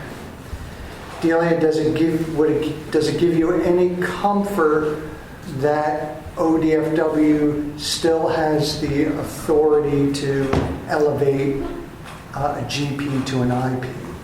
Yeah. Because that power already exists. What I'm trying to communicate today is just being transparent about where we're at in our understanding of the industry, which is evolving quickly. So that could change in the next few years. But I just want to be transparent with everyone here that that's how we think about it now. That's probably how we're going to think about it once this is approved and goes into rules. So I don't want anybody to be like, well, we were at the rack and she was fine with it, and then all of a sudden she's kicking everything to an IP or making it, So I want just trying to be transparent with everybody that those are the reasons why we think it's more appropriate for an IP. But the GP says cable, so, Delia says she thinks if it's got a cable, it shouldn't be a GP. But what we've been doing here, the whole reason we've been deliberating on this includes cables in a demonstration project. So I don't think we get to this point and then all of a sudden, never mind, Do you mean in the definition from 319? Well, is that what you? The definition of the general permit. And energy facilities includes cable. Which page are you on? So bear in mind, this is all still very draft language for your reaction. So yeah, which is all I'm trying to convey. Right. So I don't think we would preclude somebody from coming in the door saying that they're perfectly willing to directionally drill and lay a cable that's buried to a site, but the likelihood that that's going to happen is small. But I think you leave the language in there in case that they do come in with that. But I just want to make sure I haven't wasted the whole time that I'm associated with this. A demonstration project, to be a demonstration project, going to have a wave energy converter. It's going to have generated electricity, hopefully, and it's going to be connected to shore to prove that it works. And the purpose say that it has to be connected to shore. But it could be okay. But I mean, from a standpoint of why would you do it? The whole idea is to be able to, because if you're not going to grid connect, go down to nets. Right. And that might be more appropriate for a GP. That's exactly what I'm saying. But the point is, and to protect the interests that I've got, Camp Riley in particular, there might be the desire to use the general purpose for a demonstration project for a wave energy converter that sends electricity to shore. And that's part of the definition of an ocean renewable energy facility and part of the drafty deliberations. But I want to just make sure that your comment today doesn't drive it to, well, if it's going to have an energized cable, it can't be a general permit. We're not going there, are we? So I think Delia is, to use her words, is just being transparent with what her concerns are about cables going to shores with these type of devices. The decision still, so we're still in the phase of collecting your guys' input regarding how that will be managed. again, it sounded like, considering Delia's input, there is otherwise some interest in using the JART pre-application process to vet the appropriateness of a cable lay, whatever it means, on a project-specific, location-specific application.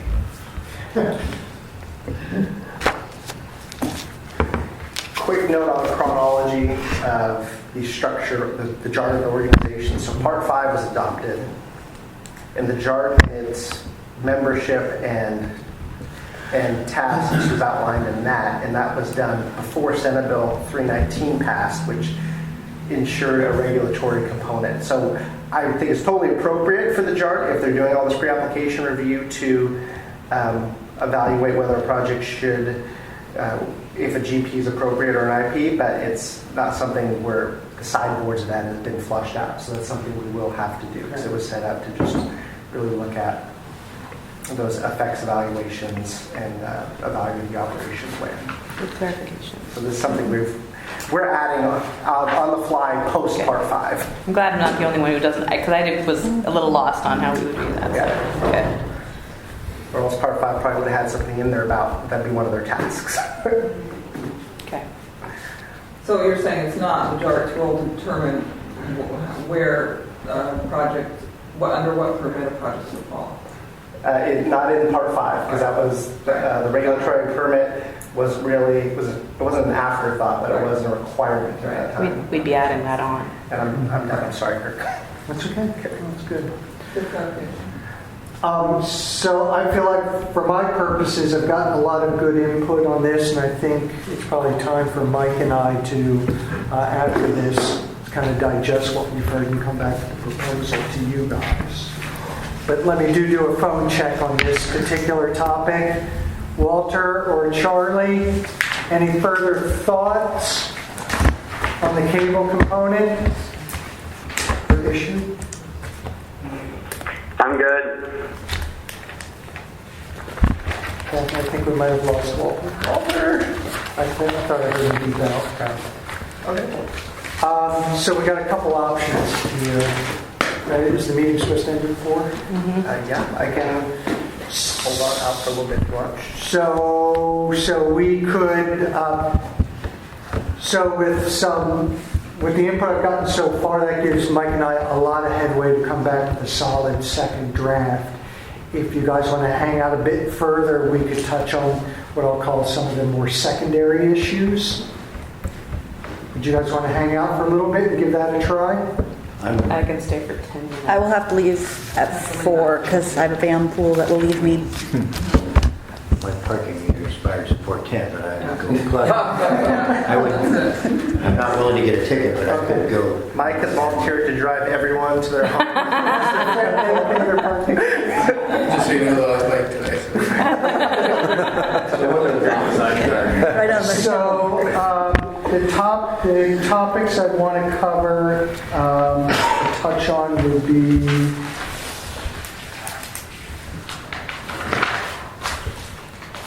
I want to talk about required notification.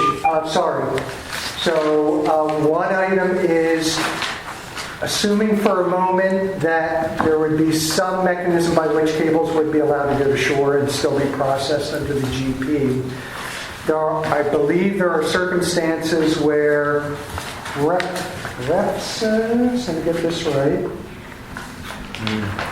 where REPSAs, REPAs, and RUMAs, which is where we said these things would be allowed, don't extend all the way to the shore, right?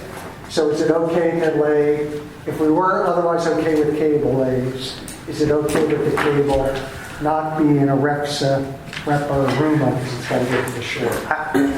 Okay, that's it for common sense, at least for REPSA. I hope so, because there should have been some thought that the suitability area would have a cable coming to shore. Could be wrong. Yeah, I think my understanding is that the REPSOs were designed to potentially encompass commercial development, which would have a cable, and they're not. If you look at the map, they don't have like a here's where the cable would go. So That's true. Yeah, the idea was that the cable was under part 4, so they didn't need to And include that as Yep. part of, I mean, my recollection. right. I think that's as far as it should extend. If you're doing a RUMA, I don't think you should be able to cross over some other designation and go to shore. You're already kind of pushing it being outside the REFSA. So as long as you can get to shore from a REFSA, or if you're in a RUMA, you can pass through a RUMA. And what's the other third? REPA. Oh well, there are none of those left. Okay. That makes sense. How did the room Okay. get into this? So the discussion last time was the RUMA is somewhat conditional. What the RUMA says is that projects must clearly demonstrate no significant adverse effect on inventory marine resources. So what we've said for the purposes of the GP is that the inventory and effects evaluation that's required would have to specifically respond to that. And DSL would need to be able to use that data to come to the conclusion that we wouldn't have significant adverse effects. So Conditional. Yeah. So going along with what you said about common sense, I completely agree with that. But all of those conversations were predicated on the fact that we would go under Part 4, which requires burial to the extent practical. So that cable to shore, then all of the stakeholder groups who were, maybe not amenable, but agreed to live with the designations. That's the point. Assume that, they wouldn't be hanging up gear in those areas or so. That was a big deal for ODFW. So. Okay. Two more things I'll touch on today, and then I'll let you go. One, I want to make sure or get people's feedback on the fee proposal. Normally, we charge fees annually for general permits. So if this thing's 5 years, every year we have to submit a billing, bird dog it, track it down, get them to pay, reissue their permit for the next year 5 times over.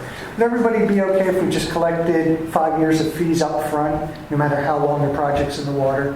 You just pay, and you get a 5-year pass. How much is the yearly fee?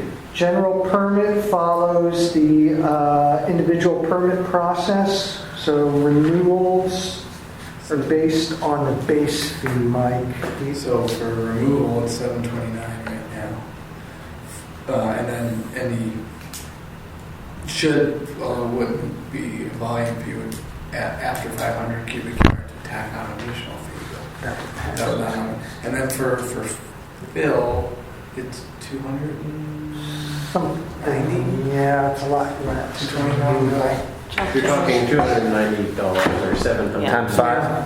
Somewhere between $200 and $700. Whatever. Good. Well, Justin, you're the one that paid out of pocket for these. Actually, I paid for it, didn't I? But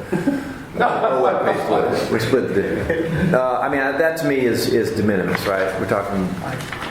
Well, it's not de minimis if you consider how much administrative effort it's going to save on the part of everybody by collecting it up front. Yeah. It adds up. It saves us a ton. That's a non-issue. As far as I'm That concerned. dollar amount is per year. Per year. That's right, times 5. That's great to hear. Last one I want to touch on today is required notifications. So that's at the bottom of page 3, top of page 4. So 2 required notifications. One is a letter verifying the removal of all ocean renewable energy facility components, including pipes, cables, conduits. Verification letter is due to the department within 30 days of completing the removal. Basically, we Subject to based on what we talked about. we might want to say notification of decommissioning in place. That way it's clear, what's below 1 meter is being left in place. And so that would be a proper notification. Yeah, so depending on how we go with that cable discussion, we need to. Because the directional drill conduit doesn't come out, it stays. You can't get it out. So it's anything that's less than 1, it's greater than 1 meter or greater below the the seafloor can be decommissioned in place. Wasn't that specific to anchors? We're talking about Senate Bill 319? Yeah. I mean 206, the decommissioning bill? Right. Meter or less can be decommissioned in place. For everything, not just anchors? Yeah. Meter or more. Meter or more. Meter or more. Yeah. Well, the only problem with that is... So it's cost of the financial assurance that's required is cost of closure, post-closure maintenance, excludes removal of anchors, cables, or other equipment that lies at least 1 meter beneath submerged lands in the territorial sea. But I think it would be a worthy notification to let people know what falls in that category. So, and that's where I think, so at least in theory, the final authorization we issue would clearly articulate which components are subject to this. I can see a potential problem only in that, say if you had hoses or tubing that was trenched, and you have a year where you have a lot of sand offshore migration, what might be more than a meter in the trench at one point, the next year you might have sand migration that has a A meter. Totally understand. Yeah, I hear you. Yeah. So. And meter isn't very much in terms of sand movement out there. No, It's just send a diver out before you. There's parts of Peter Iredale that are never exposed until 1 year when they were, and you saw, parts of bulwarks that hadn't been seen in anybody's, in current people's lifetime. And, it showed up one winter. So the second notification that we're proposing is in the event something goes horribly wrong. So reading that one is authorization holder must submit to the department, top of page 4, notification of any observed sinking or disconnection of floating components, substantive movement of anchors from point of placement, entanglement of fishing gear, any release of fluids or exposure of any buried components. Notifications required within 24 hours of observance and must include a corrective action plan. So my only thought about that is that as far as I can tell so far, there's no monitoring requirements. We haven't talked about any monitoring requirements. Maybe there would be. So you wouldn't know. Most of these things that you're requiring notification for, the developer wouldn't know because they're not being required to monitor for those things. So if you want to require them to notify, then it makes sense to talk about whether or not, and there are already, before anybody jumps on me, there's already language in the existing removal fill rules about monitoring for other activities in the state, for other removal fill activities in the state. So we could borrow from existing language from that. So that was my only thought about notification. And then that was for me. Other thoughts on that? I think the intent is when you know of something, you're obligated to report it. And That's the way it's written right now. Yeah, is if you become aware of it, not that you're proactively monitoring it. Delia's point is that should we consider proactive monitoring, looking for these sort of problems. Sure, the state has resources to do that? Are the state resources to do that monitoring? So not this state. I think so. So if we were to require it, we would require permitting. So Justin, how do you monitor your gear in the water in Hawaii? Oh, you would know. You'd know everything. The only thing is the entanglement of fishing gear is the only thing that I would see that being questionable. In How which would you case know? would it hear How would I know? Yeah, how would you know whether it was entangled or not? Everything else there you know. Because crab pots in winter storms drift with the current. They'll get pushed by strong winds and seas, and so the fisherman may not even be able to get back out offshore before his pot's already wrapped up and stuff. So you could have a situation where he finds that when he gets out, and he may be the first to know, and he looks for his buoys and they aren't there, and somebody sees a wad at the surface of, wherever the pots came to stop, hung up on an anchor cable or something. Okay. So I think what we'll do for the GP is we've got enough now for a strong second draft that Mike and I will work on. In the meantime, we would welcome your comments on other components of the general permit that we didn't touch on today. I really feel pretty confident we hit on all the biggies, but if you do have comments on other minutia, would ask that you send them along in the next 2 weeks. Would be great. Okay, well there you go. 2 minutes. That's on part 4 though, isn't it? Oh, Yes, it is. part 4. It applies to DSO's purview. Okay. It's your purview. All right, I'll You're take a the single look. point of contact for part 4, are you not? Is that what that says? So I will make a copy for you. Yes, I would say that. That's what I'm going to do. So for the rest of you, comments on this current draft of the next 2 weeks. And then after that, we're going to get a second draft back out to you thereafter. Do you need reiteration of comments that have been made today? No, you don't need those reiterated. I can come back. What about 85? Okay, that sounds good. I think we're done, right? You had We're given done? us. So 85, so we rolled through that the last meeting, what the nature of those changes would be.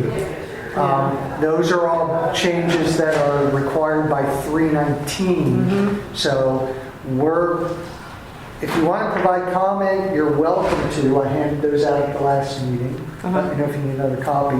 But it's not like we can do a ton with it. Okay. Because it's 319. When's our next Okay. meeting? Yeah, that's This isn't. December. When's our next meeting, Craig? That will live in infamy. December 6th, wasn't it? You picked election day for this one, you may as well pick another auspicious date for the next one. Let me look it up for you guys.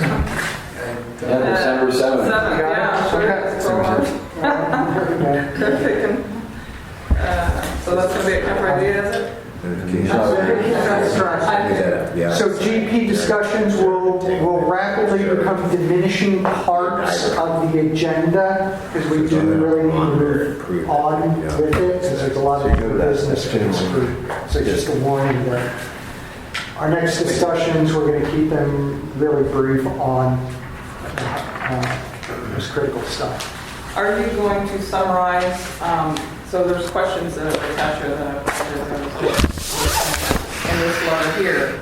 You have a bunch of bullets that you guys were proposing to add, and are you going to clarify as a result of this meeting which ones you did or are? So Chris will get together with you on that. Okay. Yeah, we hit on that one. Okay. Before we have that meeting. So if you could sit tight for a little bit until Chris comes back. Hi guys. Hi. There was one comment today that I would like to ask Chris to follow up on. In the discussion of where I said, Thank you, phone people. the way that's written puts the new industry at a distinct disadvantage, and he said, Shipsy said, fishing has priority, it's at a higher level. And I remember that very discussion. Mr. Shipsy said,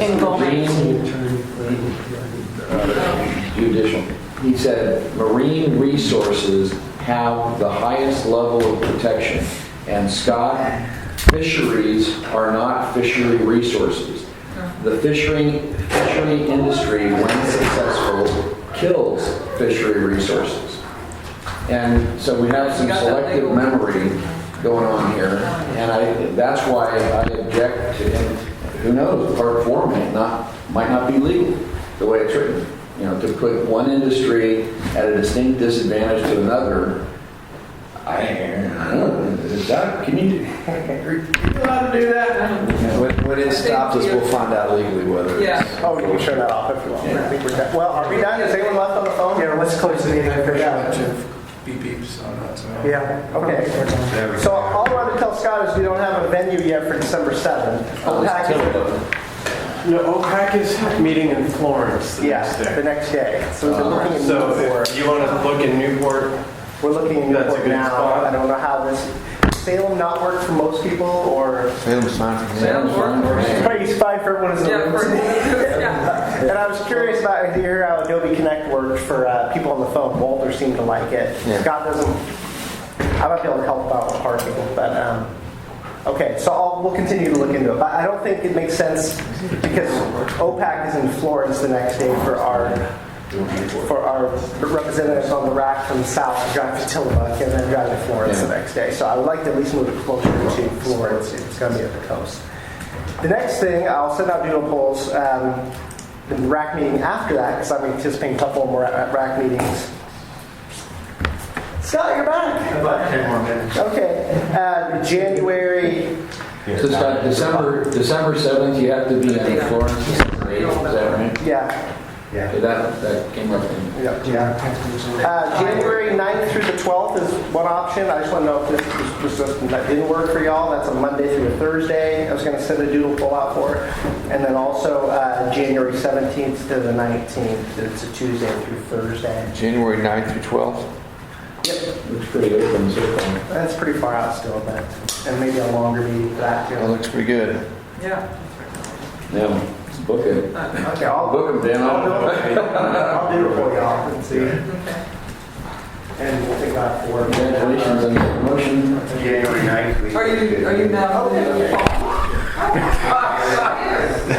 Okay.